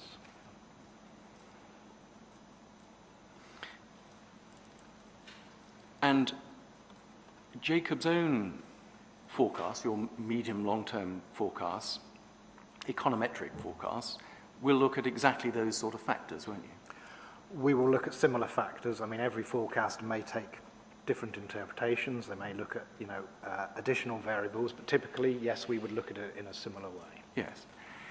You raise some issues, and we'll come back to it later, about the elasticity of demand as an input to the modelling, but you haven't challenged any of the other inputs, have you? Population growth, economic growth, income, cost of travel, any of those inputs? No, I mean, those are typical and fair inputs, so yeah. Yes, they're the sort that you Yes, would be using absolutely, yourself. absolutely. So this is useful because we know that we're confining the difference here to a particular thing, elasticity of demand, and that's useful. It's useful for the inspectors. I would not disagree with, as you say, Mr. Brass is an experienced forecaster, that what they do and the approach they take is typical of the industry. Often where these things differ is very much in the assumptions and the areas you take within it. So the methodology, there's no issue. But as far as the assumptions go, apart from the elasticities, there is not one assumption that you disagree with. From what we've seen and what we've examined, then I would say, broadly we're in line with those, yeah. Yeah, exactly. Well, that's why you agree, I think. Yes, that yeah, all absolutely. cases... Yeah, there may be minor amounts where you think, well, actually, maybe a little bit here, a little bit there, where you might take a slightly different... But fundamentally, in those other main areas... You absolutely we agree. Are together. You agree. On some of those things, yeah. Yes, thank you.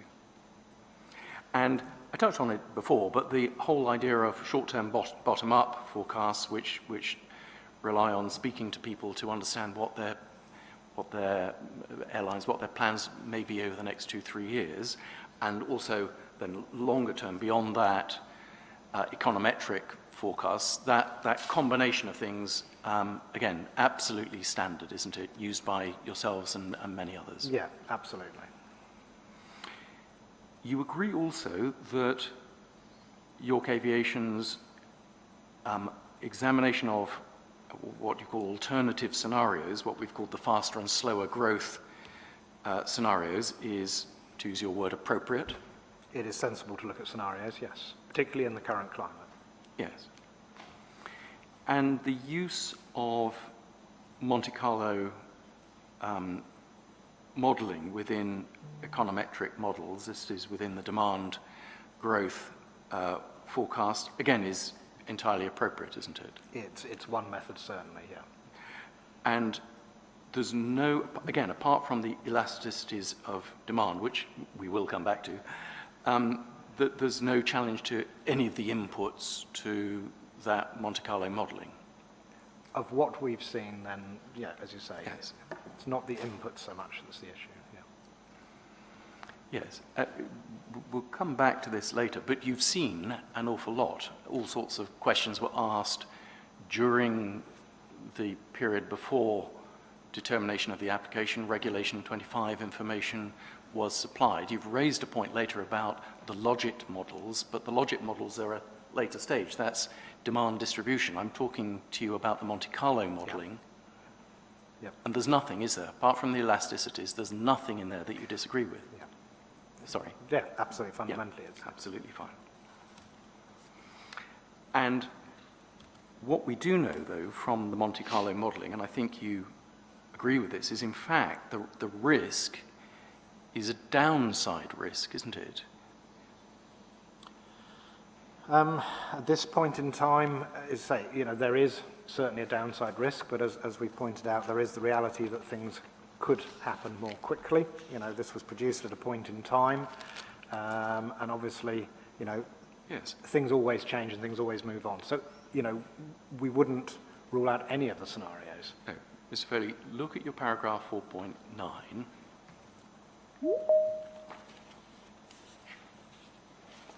I'm trying not in each case to take you to what you've said, but if you push back, I can take you to what you've said.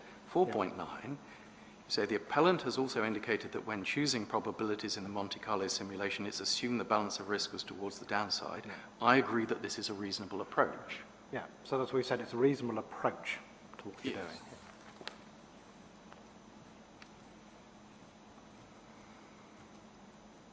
Now, if we then think about the forecasts themselves, you've told us, haven't you, that the core scenario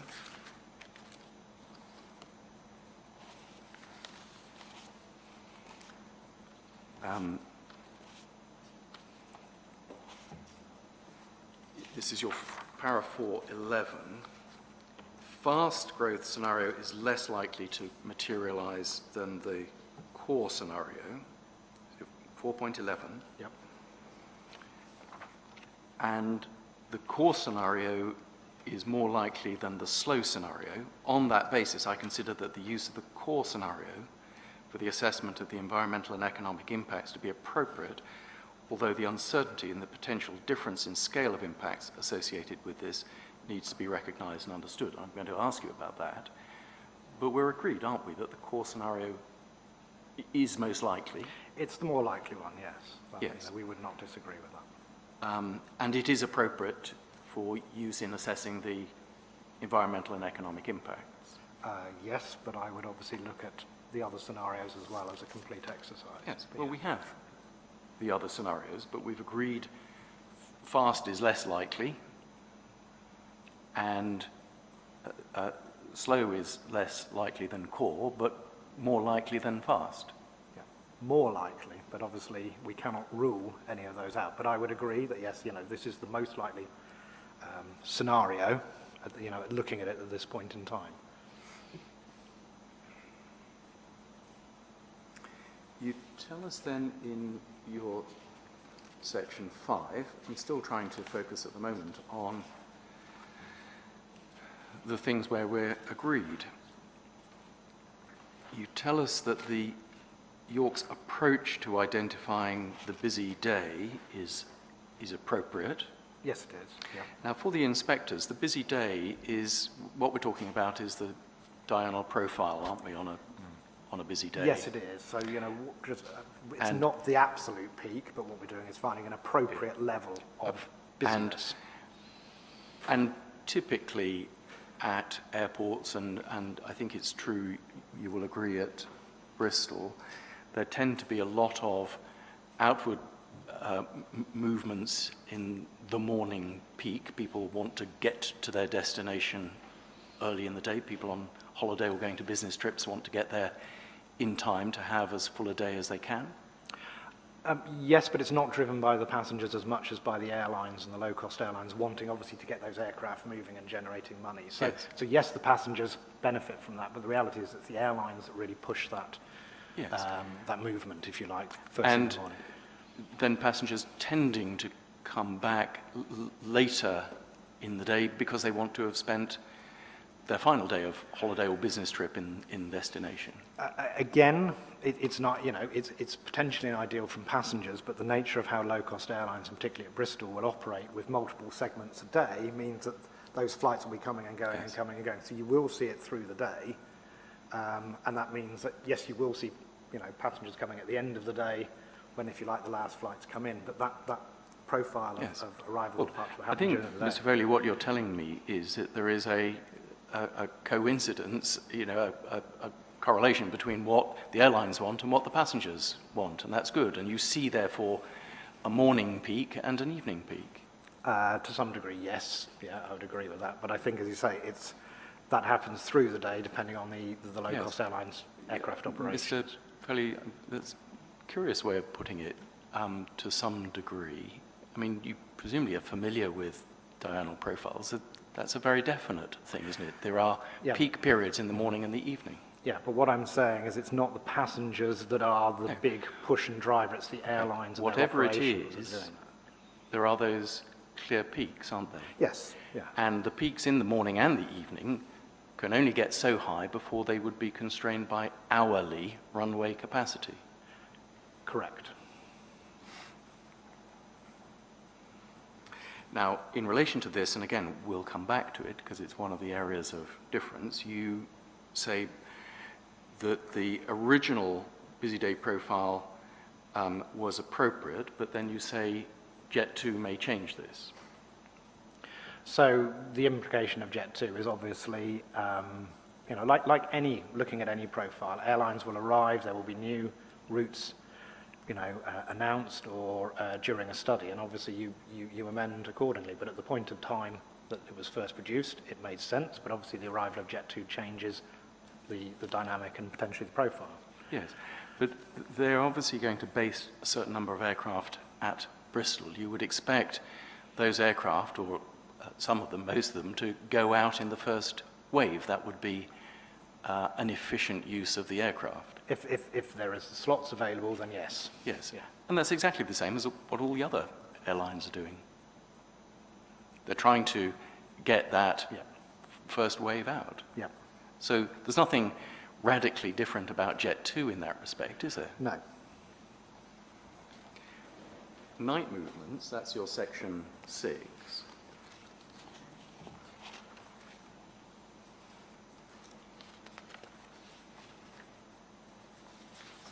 You accept, you tell us, the ratio of night movements in the summer of 2019 divided by the night movements on a busy day. That ratio, you tell us, seems appropriate. Yes. But you then say, oh, well, but Jet 2 have come along. But Jet 2 is a low-cost carrier like the other low-cost carriers. There's no evidence, you don't suggest any reason why they will operate in a different way to the other low-cost carriers? Not entirely, but I think the reality is with all airlines they're adjusting and adapting, and obviously if they can get more movements out of their aircraft, a lot will depend on the route network. But fundamentally, they'll follow a similar approach. They're not exactly the same, but they'll follow a similar approach. Yes. Fleet mix, your section 7. We will come to the differences. I'm just going through the areas where there aren't differences. Section 7, you tell us again, the York report and the approach in the York report to fleet mix was, you say, appropriate when developed, your paragraph 7.4. But again, you point to Jet 2. And we can see a common theme, can't we? That actually nearly all aspects of the forecast are the same, apart from elasticities and Jet 2. Those are frankly, the two things. Yeah, two core things, certainly. And then impacts, section 8, impacts on other areas. The first thing I think we can agree is that there is a strong correlation, isn't there, between the air noise, air quality and carbon performance of different aircraft types. You use the phrase cleaner and quieter aircraft. Cleaner and quieter. Yes. There's a strong correlation. The new generation, typically, they are trying to meet both of those objectives to make. Yes. And therefore we know, don't we, that if we can control the noise performance of aircraft through a condition, we will indirectly be controlling also, because of this strong correlation, the air quality and the carbon performance of those aircraft. I believe so, but I'm not a technical expert in terms of those areas, but that would be my understanding. But, Yes. but I should say I'm not a technical expert in those areas. No. Well, it goes back to your paragraph 3.9, cleaner, quieter aircraft. That's the general understanding, Yes. isn't it? As Yes. with new generation aircraft. You say, we're both using the expression new generation, just to make it clear to the inspectors, in your evidence you sometimes refer to next generation. That's the same as new generation. Yes, sorry. Yes. So if you like, the next or the new generation are your as Yes. we've referred to, the Neos and the Maxes of this world. So next generation aircraft are not some sort of on the drawing board No, type we're of not thing. talking about future things that haven't No, appeared yet. they- We're talking they are about current aircraft current, types. Yes. So apologies for that, but yes.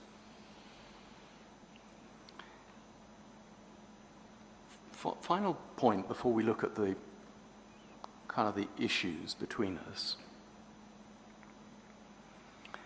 The current throughput, I choose the word advisedly, at airports is a result of travel restrictions, isn't it? Under the pandemic, it doesn't reflect demand. So you have three concepts, don't you, at airports? Demand, people wanting to fly; capacity, the ability to fly; throughput, how many actually fly. Yeah. So throughput at the moment isn't a reflection of demand, is it? It's a reflection of travel restrictions under the Coronavirus Act 2020 Correct, and yes. so on. Yes, correct. And you know, as we're looking forward to forecasts for 2030, there is no reason to believe, is there, that these temporary restrictions will be applying in what would be 10 years' time after the start of the pandemic. I would sincerely hope not. Yes. No. Yeah. And you make a lot of comments about the short-term forecasts, which are obviously affected by the travel restrictions and are also, of course, the forecasts which come from the interviews with airlines about their intentions. But those forecasts, you know, 1, 2, 3, 4 years, that period, aren't, of course, used anywhere in the environmental impact assessment, are they? Not that I'm aware of, no. No. So although, we'll come to it maybe later, although you say, oh, look, you know, we didn't know what the interviews were with the airlines, that has absolutely no effect on the 2030 forecast because those are econometric. Not entirely, but it does obviously give us an indication of the direction of where airlines are heading and their view of, you know, the overall prospects for Bristol as an airport and its future Yes. growth. But as we agreed earlier, in those econometric models, apart from elasticity of demand, you agree with all the other assumptions, and those are not based, are they, on interviews with airlines? So aside, obviously there's the Jet 2 element is something There's the Jet different, 2 which is obviously a different element, but Which is a different point altogether. So we're agreed on that last point. Yeah. Yeah? although, as I said, not having had access to those interviews, we may have obviously, Yes. if they've been detailed, that we may have interpreted differently, Yes, but we yes, don't have that. but that only affects the short-term forecasts for the first few years. And as you told us, you yourself talked to airlines. You were perfectly capable of talking to the airlines. Yeah, but even so, those early years and the desire by airlines to grow and their, if you like, the plans they suggest give you an indication of their commitment to the airport and how much they want to continue going forward. So it does help give some reference to what the future might look like. Okay. The same, we're not saying it totally provides the whole story, but it does No. at least give And some indications. You It gives agree with the further 12 million in 2030. Yeah, yeah. So let's come to the issues. And there seem to be three, although I suspect in reality there may be two issues. If we look at your paragraph 2.3, you set them out there. Your paragraph 2.3.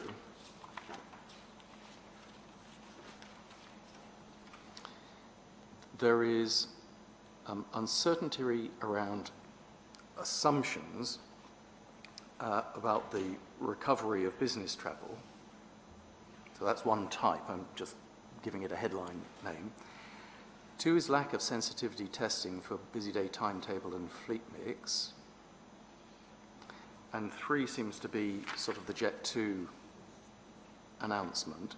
But am I right in thinking that in effect, the second one, the sensitivity testing, is simply a consequence of Jet 2? There's no other point about the busy day timetable or fleet mix that you raise? No, I think it's one of those, I think it's a situation that really, if you're going to, place these scenarios, then you obviously need to test all of the elements that are in there and test them through. But the only bit in your evidence, we can look at it, the only bit in your evidence of the busy day tametable and the fleet mix that you criticise relates to the Jet 2 announcement. That's the prime, that is the one that obviously It's not the prime, it is the only one, isn't it? Yes. Yes. And so that's why I said sort of in effect, although it exhibits itself in slightly different ways, there are 2 things that we're looking at, the business travel forecast and the effects of the Jet 2 announcement. Yes? Well, let's just talk then about forecasting uncertainty first.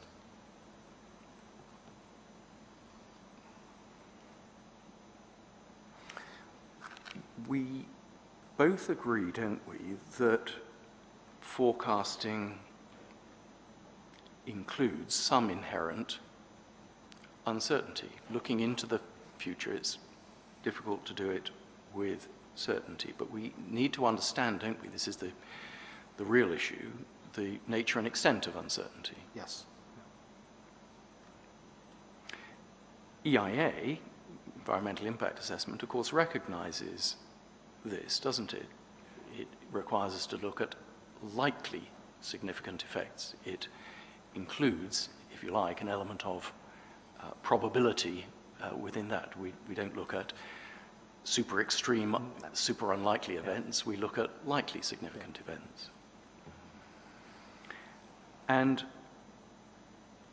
one of the things that, of course, the Monte Carlo modelling does is to model multiple outcomes in a probabilistic way. It's one of the methods, not the only one, we'll talk about others, but it's the one of the ways, isn't it, in which modelers like yourself and people in completely different disciplines, nothing to do with airports, model uncertainty. And see if you can agree with me, what the Monte Carlo modelling will do is take thousands of different iterations, so a high value for this, a low value for that, a medium value for this, a high value for this other thing, a medium value for this other thing, a low value for another thing, and it does that thousands of times, working with different combinations to come up with some sort of likely estimate. That's how it works, isn't it? Yes.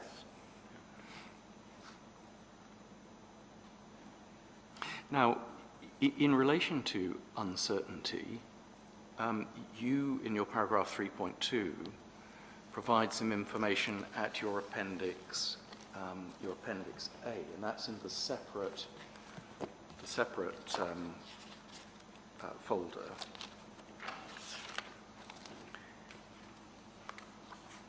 And you say, oh, well, look, here's a whole series of forecasts, and they weren't very good. The first thing to note, of course, is that all of these forecasts are master plan forecasts, aren't they? I believe so, yes. And what they were doing, because airports produce master plans, obviously, is setting a year and then saying what they thought the traffic would be in that year. yes? Not exactly, but yes. You know, well, I mean, yes. I mean, it is all about looking at what that potential future demand is to be able to meet planning requirements. You know, to be able to plan accordingly and provide capacity to meet that demand. Yes. Now, what none of them do, because they're not planning applications like this, is say, we want permission to increase the capacity of the airport to a set figure, which, in this case, 12 million. There is no uncertainty whatsoever, is there, about the 12 million in this case? So the reality is it will be reached at, you know, it is likely to be reached at some stage, but of course, Yes. you know, when that So happens. about the throughput at that capacity, 12 million, there's no doubt about that. There's no uncertainty at all. None. No, not at this stage. Obviously, if there is some fundamental changes that we don't see Oh. yet, but yes, I would agree. Of course, you know, if Yeah. you know, something that nobody knows about changes, but insofar as Mr. Brass, as is a forecaster, and you Yes. are a Yeah, forecaster, and the absolutely. inspectors are trying to assess Absolutely. the evidence, there is no uncertainty whatsoever, is there, about that 12 million? Not at this stage, no. No. Well, or so far as we know at any stage. Well, no, but, you know, the reason I Mr. say... Foley, let's not kind of fence on this, we'll just waste time. There's no uncertainty fundamentally, about I agree the- with you. I mean, just, you know, in reality is, you know, and as you say, it doesn't change what we say, but the reality is, of course, nobody foresaw COVID, and look what happened. So what I'm saying as a forecaster is any of these things could happen, but yes, I would agree, you know, fundamentally, you know, unless something really unforeseen comes along, we would assume the same. Yes. The only uncertainty is whether we get to that 12 million on the core date, about 2030, or slightly earlier, or slightly later. So on the 12 million, yes. Yeah. And in relation to that, I don't think you're suggesting that the characteristics of the airport at 12 million passengers per annum is significantly different whether we arrive at it slightly earlier or slightly later. It will be marginally different, but it's still a 12 million airport, isn't it? At 12 million airport, yes. Yeah. With the typical characteristics that we have in the core case. Yeah. And we've already discussed faster and slower. Incidentally, just as an aside, if you, I don't suggest you do it, but if you look at the Bristol Master Plan 2006, which we have as CD 14.1, that was forecasting up to 12 million by 2030. So that was maybe the one master plan Got it right. that got it right. Well, assuming we get there, yes. Yeah. Of course.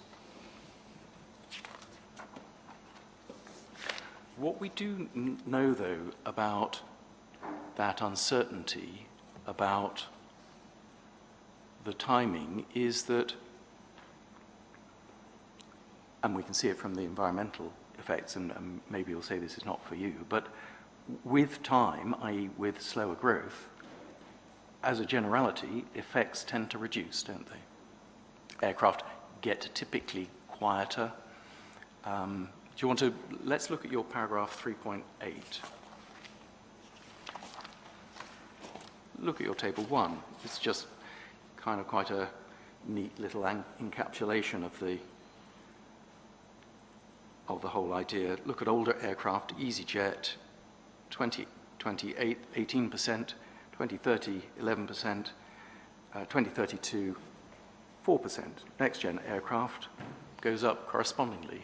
And with the passage of time, as we can see there, the fleets get, as you say, cleaner and quieter.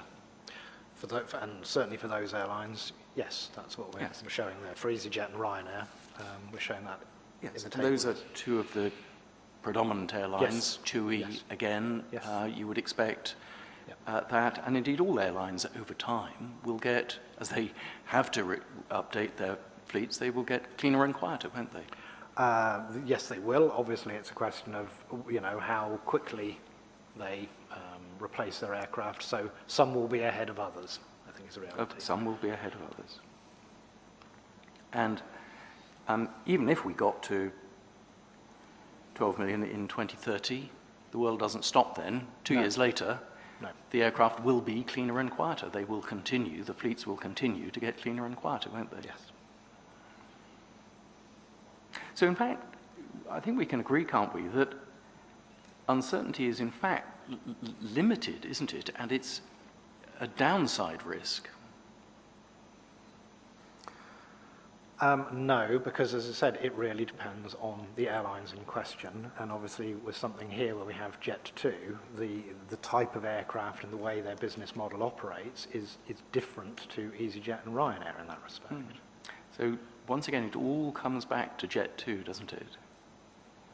Certainly has a high bearing there, yes. We will certainly be examining that. Let's just talk then a little bit about elasticities of demand. And this really is in relation to business passengers, because it's the business passenger elasticity of demand you seem to object to. Of course, Mr. Brass, in the forecasting report, discussed the elasticities in some detail, and as I think you explained to Mr. Taylor earlier, broadly, the elasticity is the relationship between price and the propensity to fly.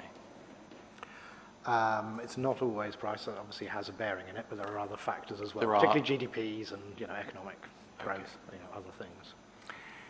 Now, as far as the DFT's elasticities are concerned, perhaps we ought to just look at CD 6.2, which is the forecasting report, and then we can just see where those elasticities come from. So CD 6.2, and I'm going to get you to look at page 20.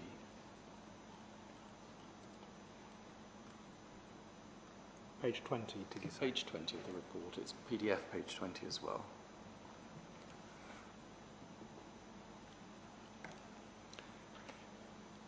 Sorry, can you just pause for a moment? Mine's taking a long time to load that document. Don't worry.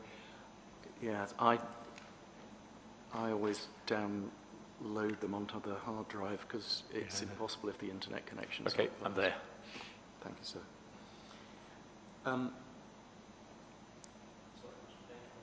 20, Page 20. sorry, I do apologise, 20. Para 213, which is talking about the econometric models. Yeah. And we can see that, paragraph 213, the econometric models using an analysis of continuous time series, 1984 to 2008.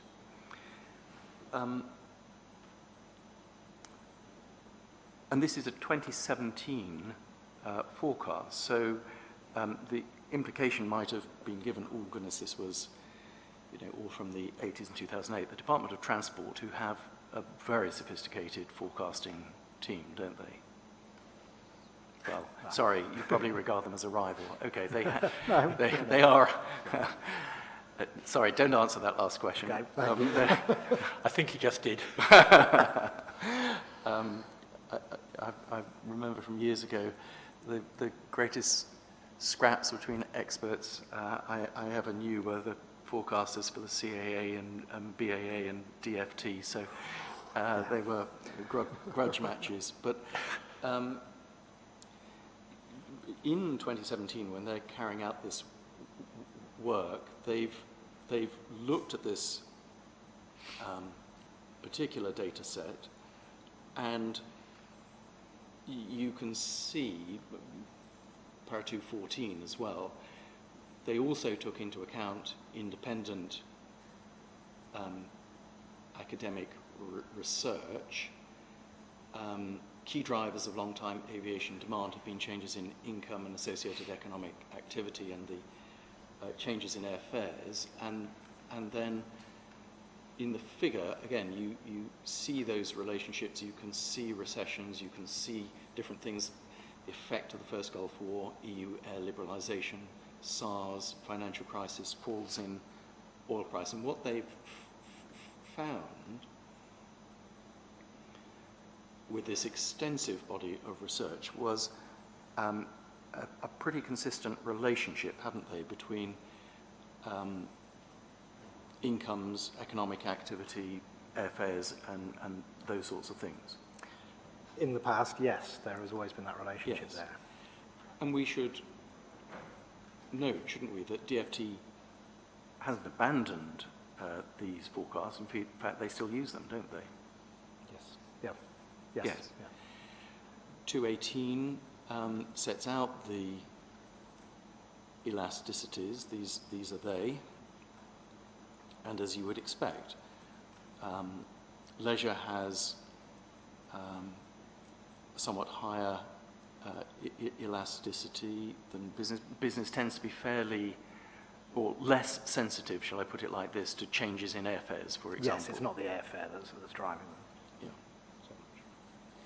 Yeah. And all of those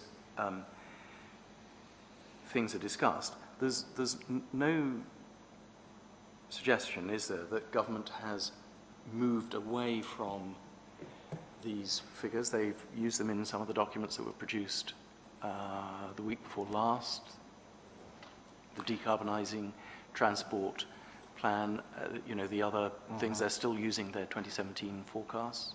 Yep. And you suggest that there is some breakdown of that relationship between my shorthand sort of price cost and demand or something, but there's no evidence for that, is there? You simply say, oh well, look, people are using Teams a bit more, and there was Brexit and everything else. Yes, we all know about those things, but there's no evidence, is there, that the elasticity has moved from one figure to another figure? So if you look at historic relationships, no, but of course we're looking to the future, and as forecasters we have to take into account those changes that are going forward, because we have a number of assumptions in a forecast, just like environmental matters. Yes. We cannot ignore those issues when we're producing a forecast. But my point is, you've produced no evidence as to how, going forward, that relationship has changed. You just sort of say, well, it may have. You don't even say it will, you say may, don't you? So, I mean, the reality is we don't know yet how it will develop, but there's a high likelihood that it will have an impact. Well, there's no evidence, is there, that there's a high likelihood? Only in terms of things like usage and things like that, but obviously at this point in time, we cannot see how that reflects in numbers, because obviously that will be something in the future, which will give that evidence.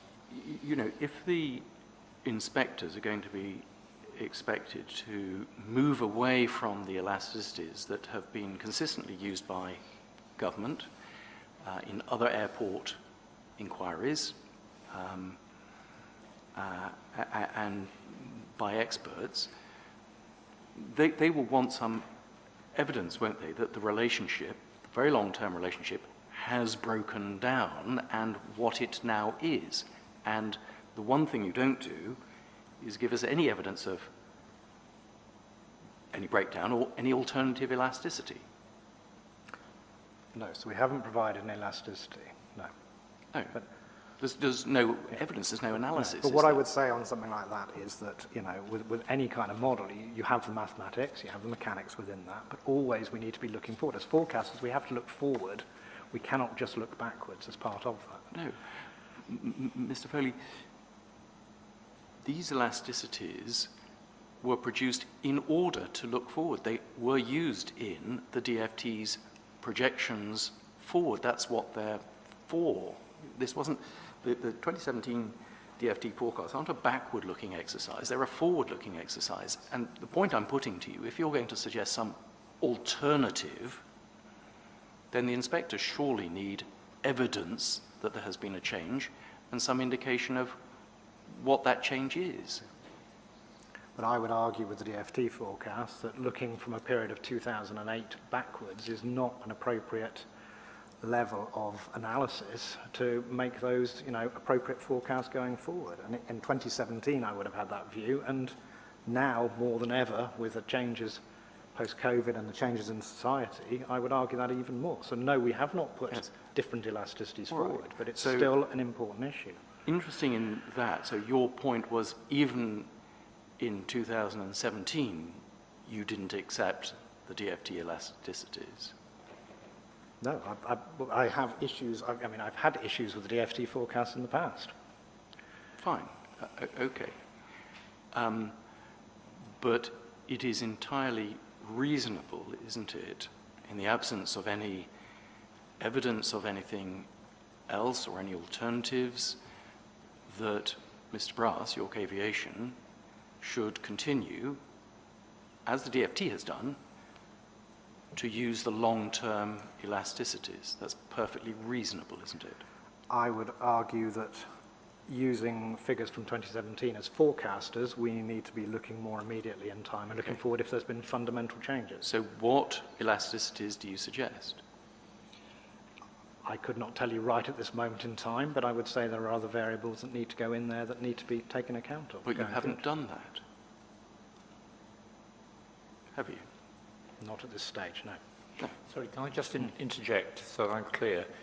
You're saying that there was an issue, you had an issue with the position in 2017. So what I would say on that is personally, I mean, Yeah. I've had issues with the DFT forecast in the past. So, and the way that they conduct some of these things, it's done very mathematically. And, you know, I'm somebody who believes in taking into account real world issues and real world situations. So that's all. It's a personal view. The reason I interjected at that point, I see your point about forecasting, looking forward. I can understand your point about the effects of, let's say, video conferencing and the impact of COVID, et cetera, et cetera. What I'm interested in just for the moment is the issues that you had in 2017.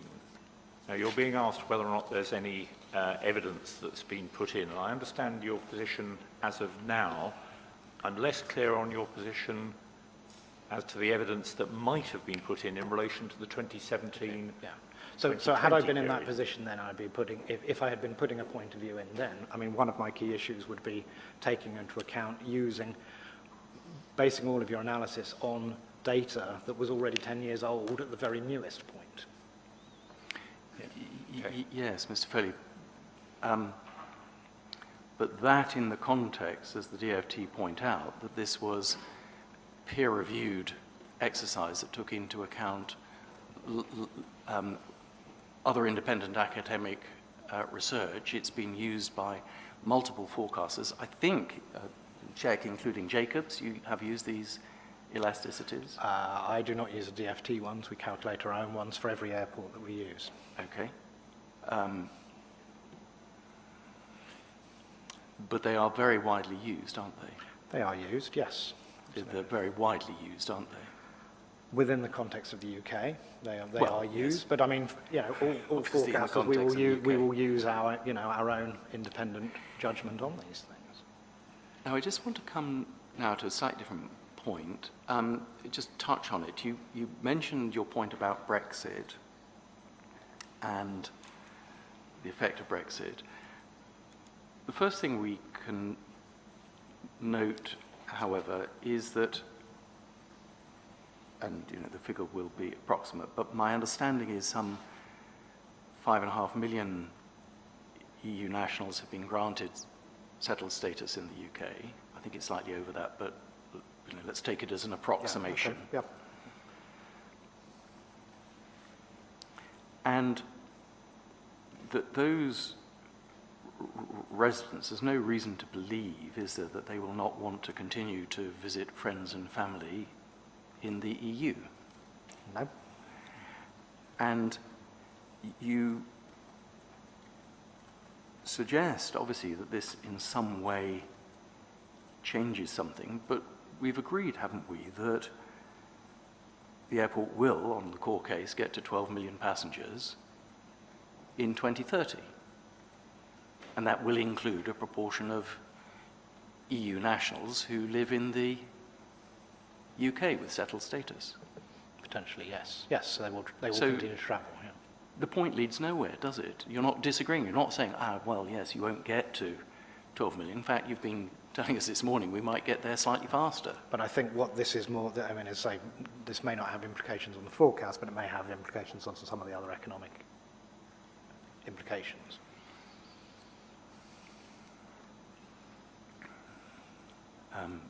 Again, there's no evidence, is there, that the 5.5 million, whatever, EU nationals based here will not continue to visit friends and family in Europe? Absolutely not, but they may not grow. So that's, you know, the key element here. But as I said, I think this is more related to the economic case. Now let's turn to the business leisure growth rates, the slightly vexed question of the growth rates. And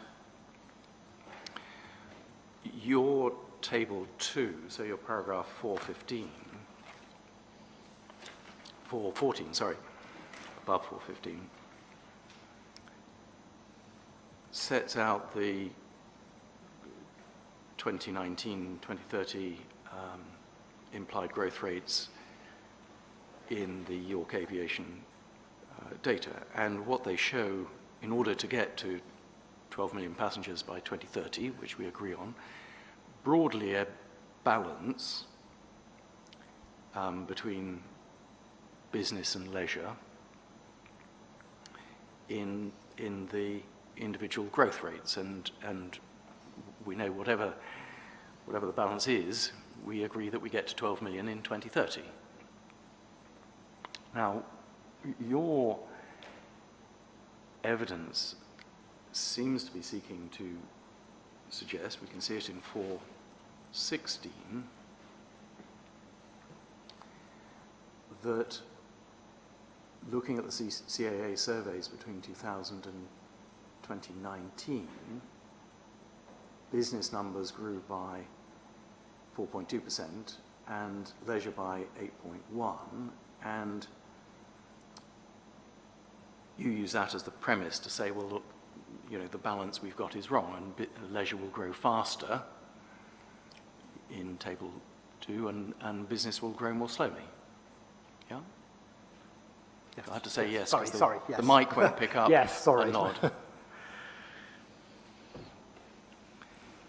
And Mr. Brass sort of pushed back against that, didn't he?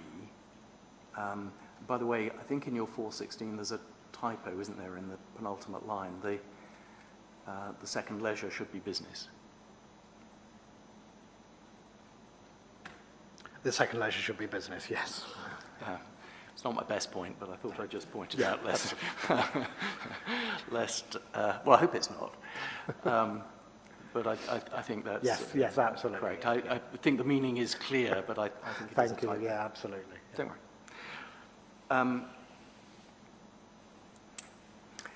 And what Mr. Brass did was to say, well, in his rebuttal, well, look, this is an inappropriate time period because there was the low-cost bubble which will have inflated things. Now, you then produced your table, which I have somewhere, where you've added some other dates. And you told us in your evidence in chief, you said, well, actually, it's important to look at the more recent data. Do you remember saying that? Yes. So why in your evidence did you look at 2000 to 2019? Well, I mean, it's one of those things, you know, with any of these you can look at various points in time. So we took, you know, a longer time frame to show that these things happened, and obviously Mr. Brass had a view on other things. Is your position now that the time period that you used in your paragraph 416 is wrong, because you should have used a more recent time period? You should look at both elements. This is the thing. Well, both tell slightly different stories. Which is it you are now relying on? So I would say, you know, as we stand now, then obviously those most recent years are the most recent situation of what is happening when you look down into the detail, you know, and that is the reality of what we've seen in those last 4 years pre-COVID. Okay, so the inspectors can perhaps not ignore, but shall we say, put less weight on the time period you've looked at in paragraph 416? That's not for me to say whether they should put less weight on it. What would you advise them to do? What do you think is your best point? I think both have relevance, but I think, you know, for me personally, I think it is important to look at the more recent trends as The well, more particularly. recent trends. Okay, let's then, you and I, look at the more recent trends. So we can see in your table that Mr. Brass looked at two periods in his table 1, 2008, which was in the early stages of the global financial crisis, and 2012, which was, I think by most economic analysis, the economies had recovered GDP by then. He looked at those, and what we can agree is that those show a broad balance, business and leisure being similar, and the figures he's taken, you can see in your table too, are somewhere between those two numbers. Yeah? Yes. What you're suggesting now is that we should look at the more recent data. So I'm going to look at the top part of your table. And you carry out a number of analyses in the second part of your table, the final three columns, where you compare 2008 to 2012, then 2012 to 2015, 2015 to 2019. And if we look at 2015, why you can see that the business percentage in 2015 was higher than the two periods either side of it. Yep, so what we're seeing there is that business traffic has recovered and come back in that period from 2012 to 2015. That is a particularly high growth rate. But, Mr. Foley, tell the inspectors what happened at Bristol after 2015 in relation to business routes. In terms of business routes? Yes. What happened? It was big news, early 2019. What happened? In terms of big news? Yes. I would expect you to know about this. Please remind me. Well, who was, as we touched on this morning, who was one of the principal business route operators at Bristol Airport? So Flybe were those? BMI Regional. Yeah, BMI Regional, yeah, as well. What happened in about February 2019? Yeah, they ceased operations. Yes, they ceased operations. And so what you get in 2015 was a breakdown of the percentages with BMI Regional operating all its business routes. BMI Regional, for completely unrelated reasons, collapsed at the beginning of 2019. So the 2019 figures suddenly don't have all those routes, do they? I would have to look at the detail of what those routes consisted of. Right. Can you just hang around the table with all the routes? That's exactly what we're going to do.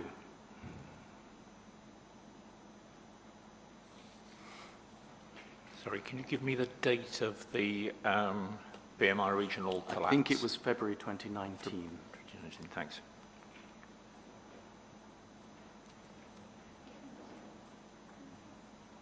Make sure Mr. Foley and Mr. Taylor get one.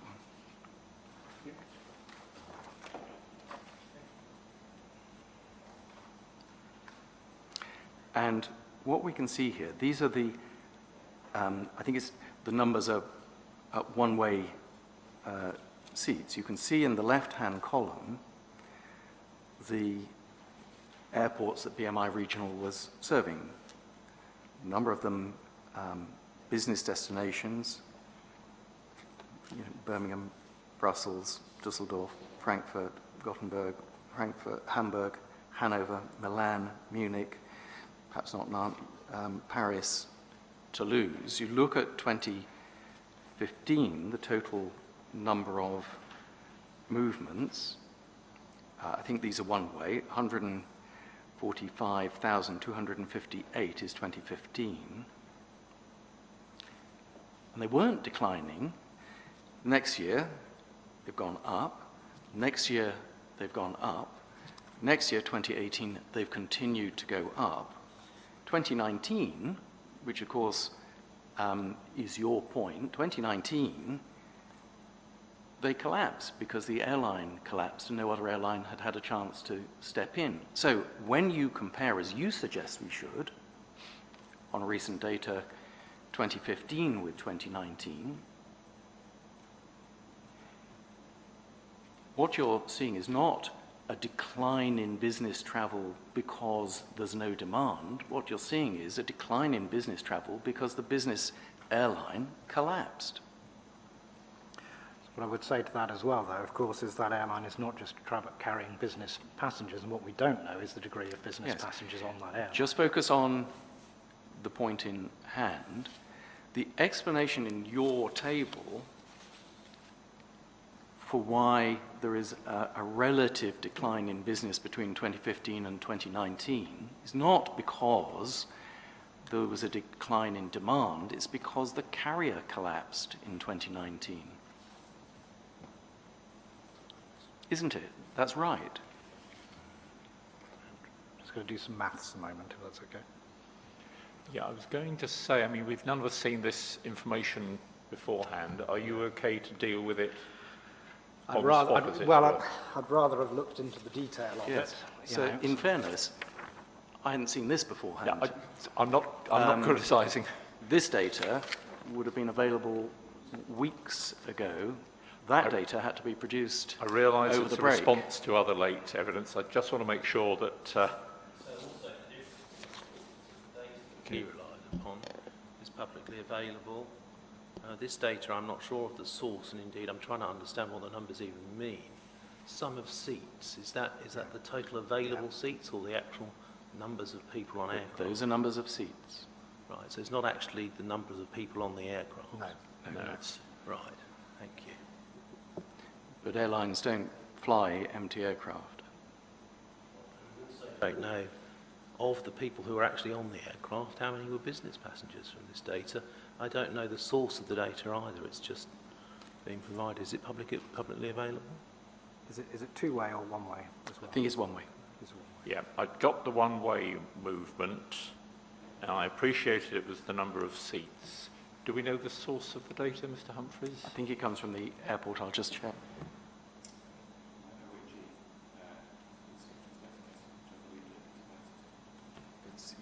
I'm told OAG, the scheduled database, which Jacobs would have access to. Okay. I'm not raising any problems. I just want to, and I'm not criticising anybody. I just want to be sure that you're okay to deal with this now. I think it's one of those things. I think we would probably prefer to, look at the data, but to interpret rather than give a view. Should we leave it like this, Mr. Foley, that the collapse of an airline that served a number of business destinations would be a perfectly reasonable explanation, wouldn't it, for what would otherwise seem a rather sharp decline in business passengers? It may have a bearing on it, yes. Could we leave it like this? I mean, we've got the general point out there now. I mean, we're going to break for lunch in about half an hour. But over the lunch break, obviously on your own, if you want to come back immediately after the lunch break with any further comments on that table, that'll be fine. But I mean, I've got the general point that's being made in relation to this information. If we look at your analysis, and the second part of the table, the final three columns, we get second one from the end, 2008 to 2012, the three percentages there, all fairly similar, all declining. This was during the financial crisis. The next one, the final one, 2012 to 2015, a strong recovery in business. And then 2015 to 2019, business has recovered, and we get a stronger return in the leisure market. Isn't the more appropriate thing to do with a period of change like that to do exactly what Mr. Brass has done, which is to take a slightly longer look at that, i.e., he's looked at both 2008 to 2019 and 2012 to 2019 to, in effect, even out or allow an averaging for those very short-term changes, four-year changes. You wouldn't forecast on a 4-year trend, would you? And that's why we did the longer term, but we also then focused to see whether there was any particular impacts in the shorter term. Yes. But in terms of your longer one, you're not forecasting another low-cost bubble, are you? No. No. So there are reasons why going back to 2000 might not be appropriate, because you're not forecasting another low-cost bubble in the future. If we come to post the low-cost bubble, we could obviously take all these sort of small different periods, but if one was to take again a longer period to even out short-term changes, then 2008 to 2019 or 2012 to 2019 give a reasonable overall picture, don't they? As I say, there are many different things that are happening with airlines and their behaviour, so hence why you look in the detail at all of the years. Okay. If the inspectors thought that those were reasonably long enough periods to look at, then it would be perfectly proper for them to conclude, wouldn't they, that Mr. Brass's percentages, which fall right in the middle of that range, were reasonable. Well, it wouldn't be for me to put myself in the position of the planners and take that but view.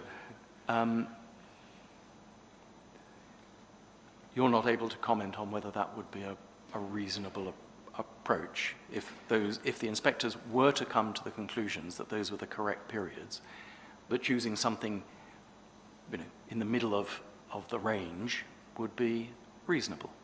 If they took that decision, I would respect it, and if all of the detail had been looked at to see that that was reasonable, then yes. Okay.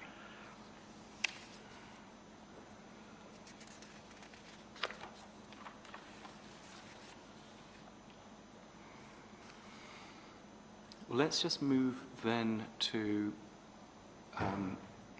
skilling up.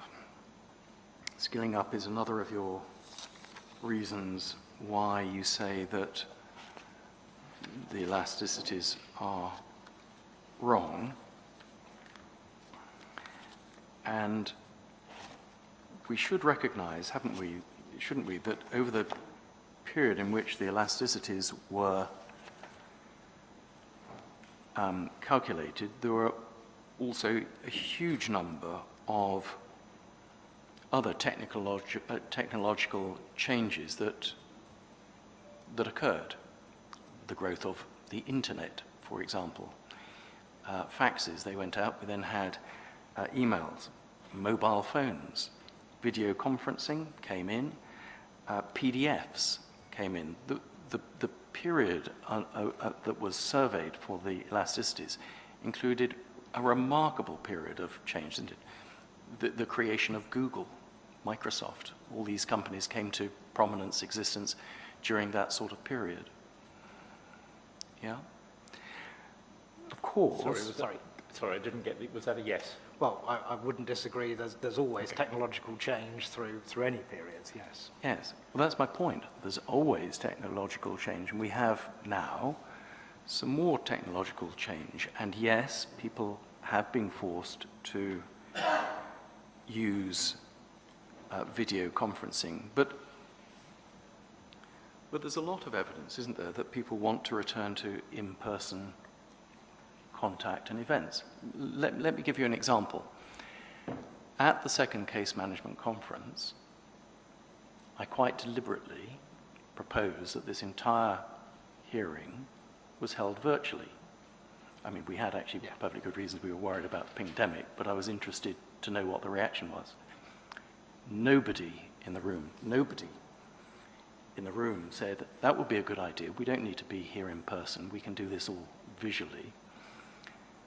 And that is why the inquiry is being held in this way, with some people who have concerns remote. Now, what that tells us, doesn't it? PCAA complaining that people were being discouraged from coming. What that tells us is that although people are using the technology as they are here, most people want to get back, once it's appropriate, once it's safe to do so, to in-person contact. I think many people do. I don't think you can say everybody does, but certainly many people do. Yeah. Many people do. And indeed, one of the things that video conferencing has been replacing is, of course, being telephone conferencing. I mean, I will remember, you'll remember, I had any number before the pandemic of telephone conferences. Dial in, you had to put in a code. We all used to do it multiple times a week. I haven't had one in the last 18 months. They're all video conferences. So people always operated remotely for a certain number of things, didn't they? For certain things, yes. Yes. What the technology has done is change the type of way in which they are working remotely. They're seeing each other rather than just hearing each other. It certainly makes a difference, yes. Yes. As I put it to you before, there's no evidence, is there, certainly that you provide, that any of this provides some radical change in the way people will respond, you know, the relationship between the cost, price, all of those things, and propensity to fly once the effects of the pandemic have passed. I think we don't have the numbers there, you know, in terms of evidence, but I think, you know, in terms of society, it's not always purely just looking at the numbers, it's just looking at the way society is changing, and then that is... Slightly different point, your 420, your paragraph 420, it's a small point. You make a small complaint there. You say, you note also that the growth rates provided are average growth rates, not possible to differentiate the assumed recovery profile. But that doesn't actually matter, does it? Because we agree that we get to 12 million by 2030, and therefore what we were in a particular year that's not used in the environmental impact assessment before that, I don't know, 2015 or 2025 rather, or 2027, doesn't matter, does it? It's not used. So it's a small point, but it is still relevant in terms of the detail and what that looks like. Yeah, but it's not used anywhere. So if a number was slightly different in 2027, it makes absolutely no difference to any of the assessments. Yeah, but what we're saying is that we can't differentiate it on the surface. We would assume it may be very similar, but we can't say for 100% certainty unless we've seen the detail to understand that. So it's a little complaint. It is a small thing. It's a small thing, but it's just a point of principle and point of order that because we can't see that, we can't say 100% definitively, that that's the case. 2021, the assumptions from airline interviews, we've touched on that, I think. That's the point that the airline interviews are only used in the forecasting over the next 2-3 years or so, not for the 2030 forecasts. Yeah. But what I would say is subsequent to that, of course, you've provided the more detail of Jet2's plans in terms of seats and things like that. So obviously that has some detail that's obviously come into our thinking since. But that, of course, is not a question of us providing. That was information in the inquiry. It was the letter. Yes. From Jet2. Sorry, it's not the, correct. We put that in, and important for the inspectors to note as well, of course, the econometric forecasts, your ones and our ones for 2030, don't include specific airlines. They're econometric forecasts, aren't they? That is to reach those totals, and then Yes. obviously it's So- the fleet mixes where we look at the detail. Jet2's intentions or Ryanair's intentions or anyone else's intentions don't actually play in long-term econometric forecasts, do they? Not into the 12 million, not into the econometrics, it's the detail within the forecast, the Yes. fleet mixes. Not in the 12 million, not in the econometrics, that's right.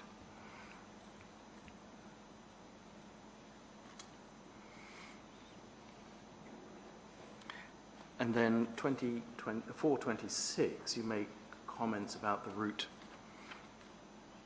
development approach, and you criticize that. Again, we're talking about the short-term forecast there, aren't we? It's the point that comes out quite clearly in, it's actually rather succinct in your summary, but there you're talking about the short-term forecast, aren't you?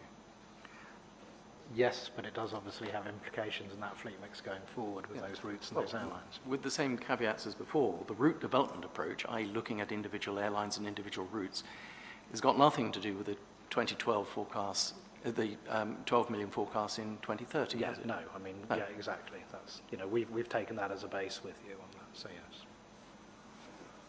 And then the Logit model, 2430 and following,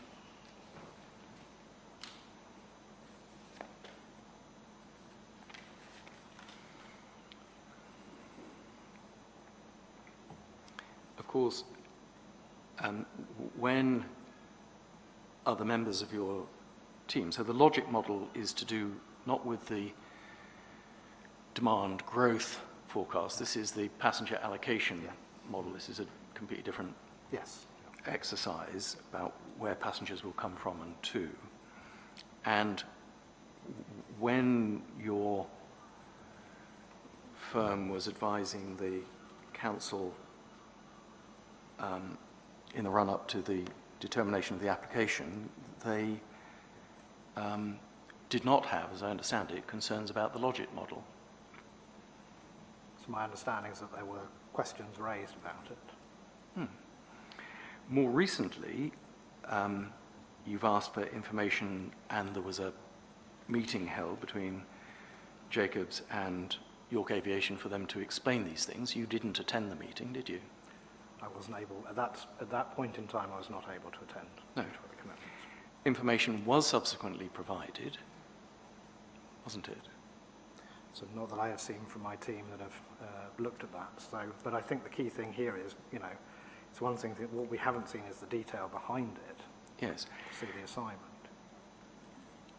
Information was provided. You then asked for some further things. A further meeting was offered, and Jacobs didn't take it up, did they? Maybe not you, maybe your team. I'm not aware of that one. I'm not No. aware of that. So, Mr. Brass and York Aviation made every effort to try and explain to you, satisfy you on these various things, haven't they? You weren't there. You weren't at the meetings. I'm not aware of all. I'm not aware of all those positions. that Not they've aware. come out. All right.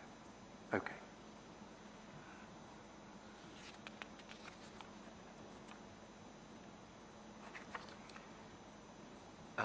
Let's move on then.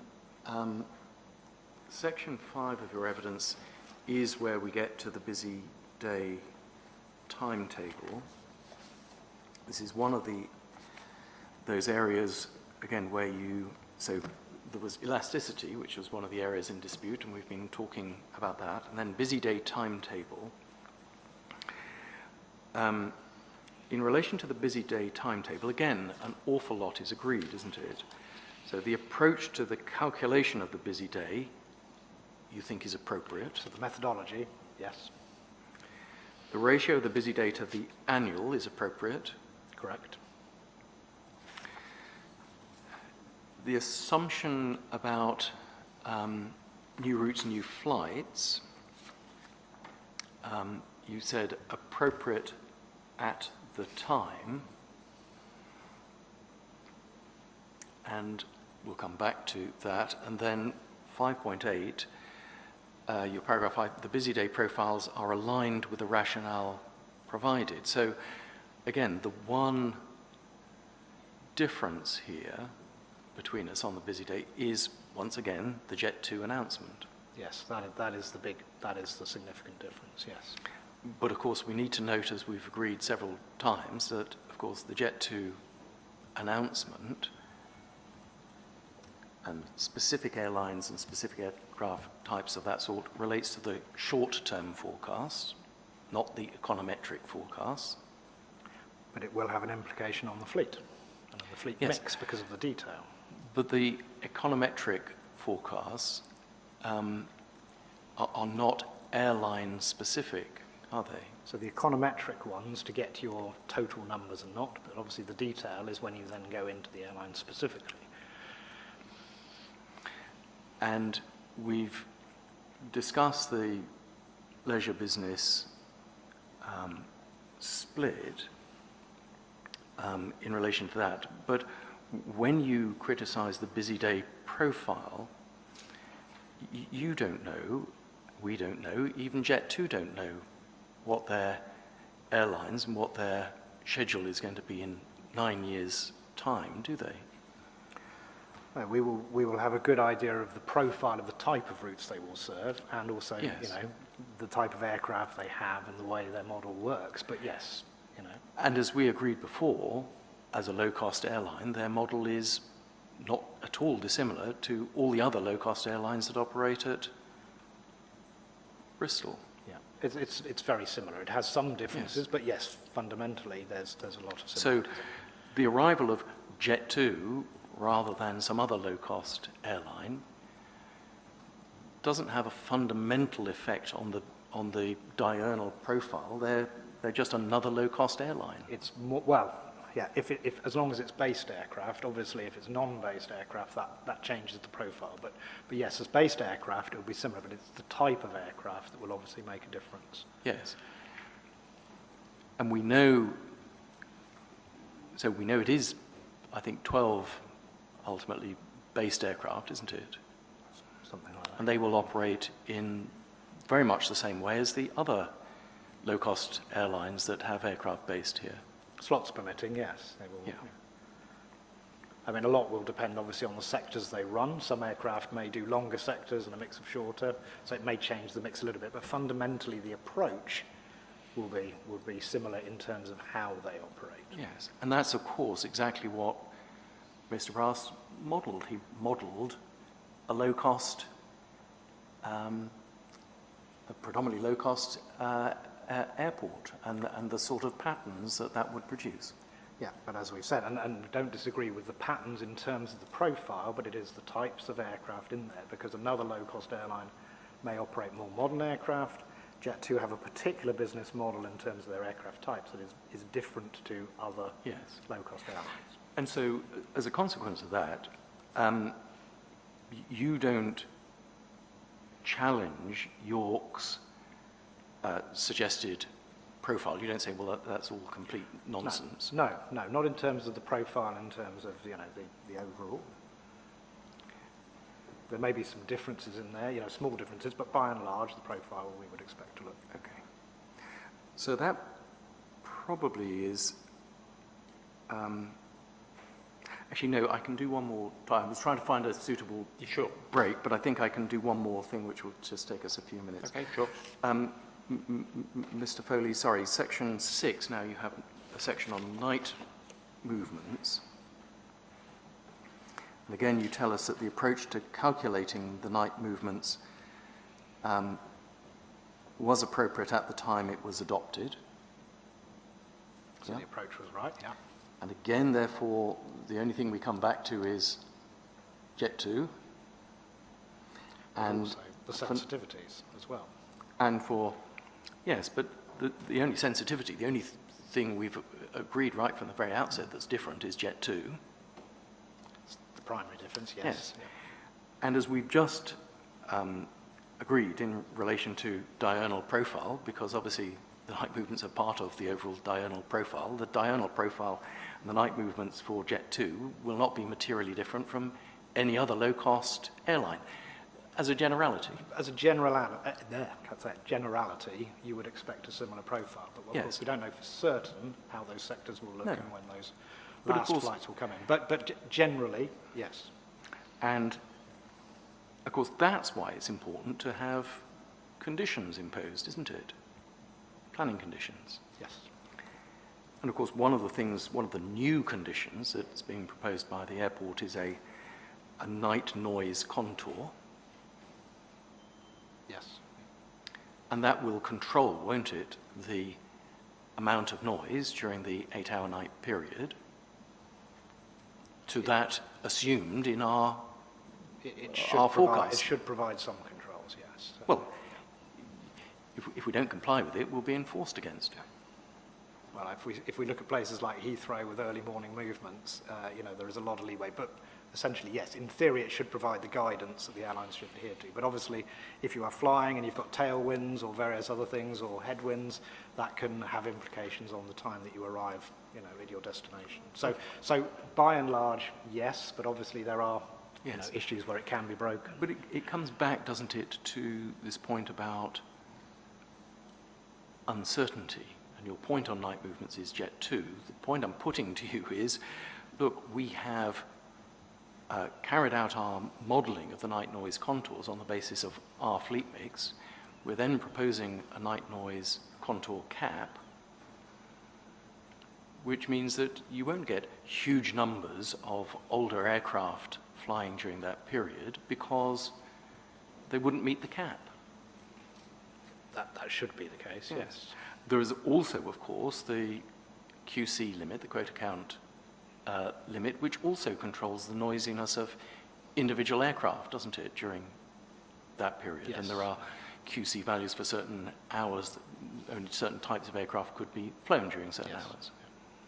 So when we look at night movements, actually the Jet 2 announcement doesn't really make very much difference at all, assuming that the conditions are properly enforced.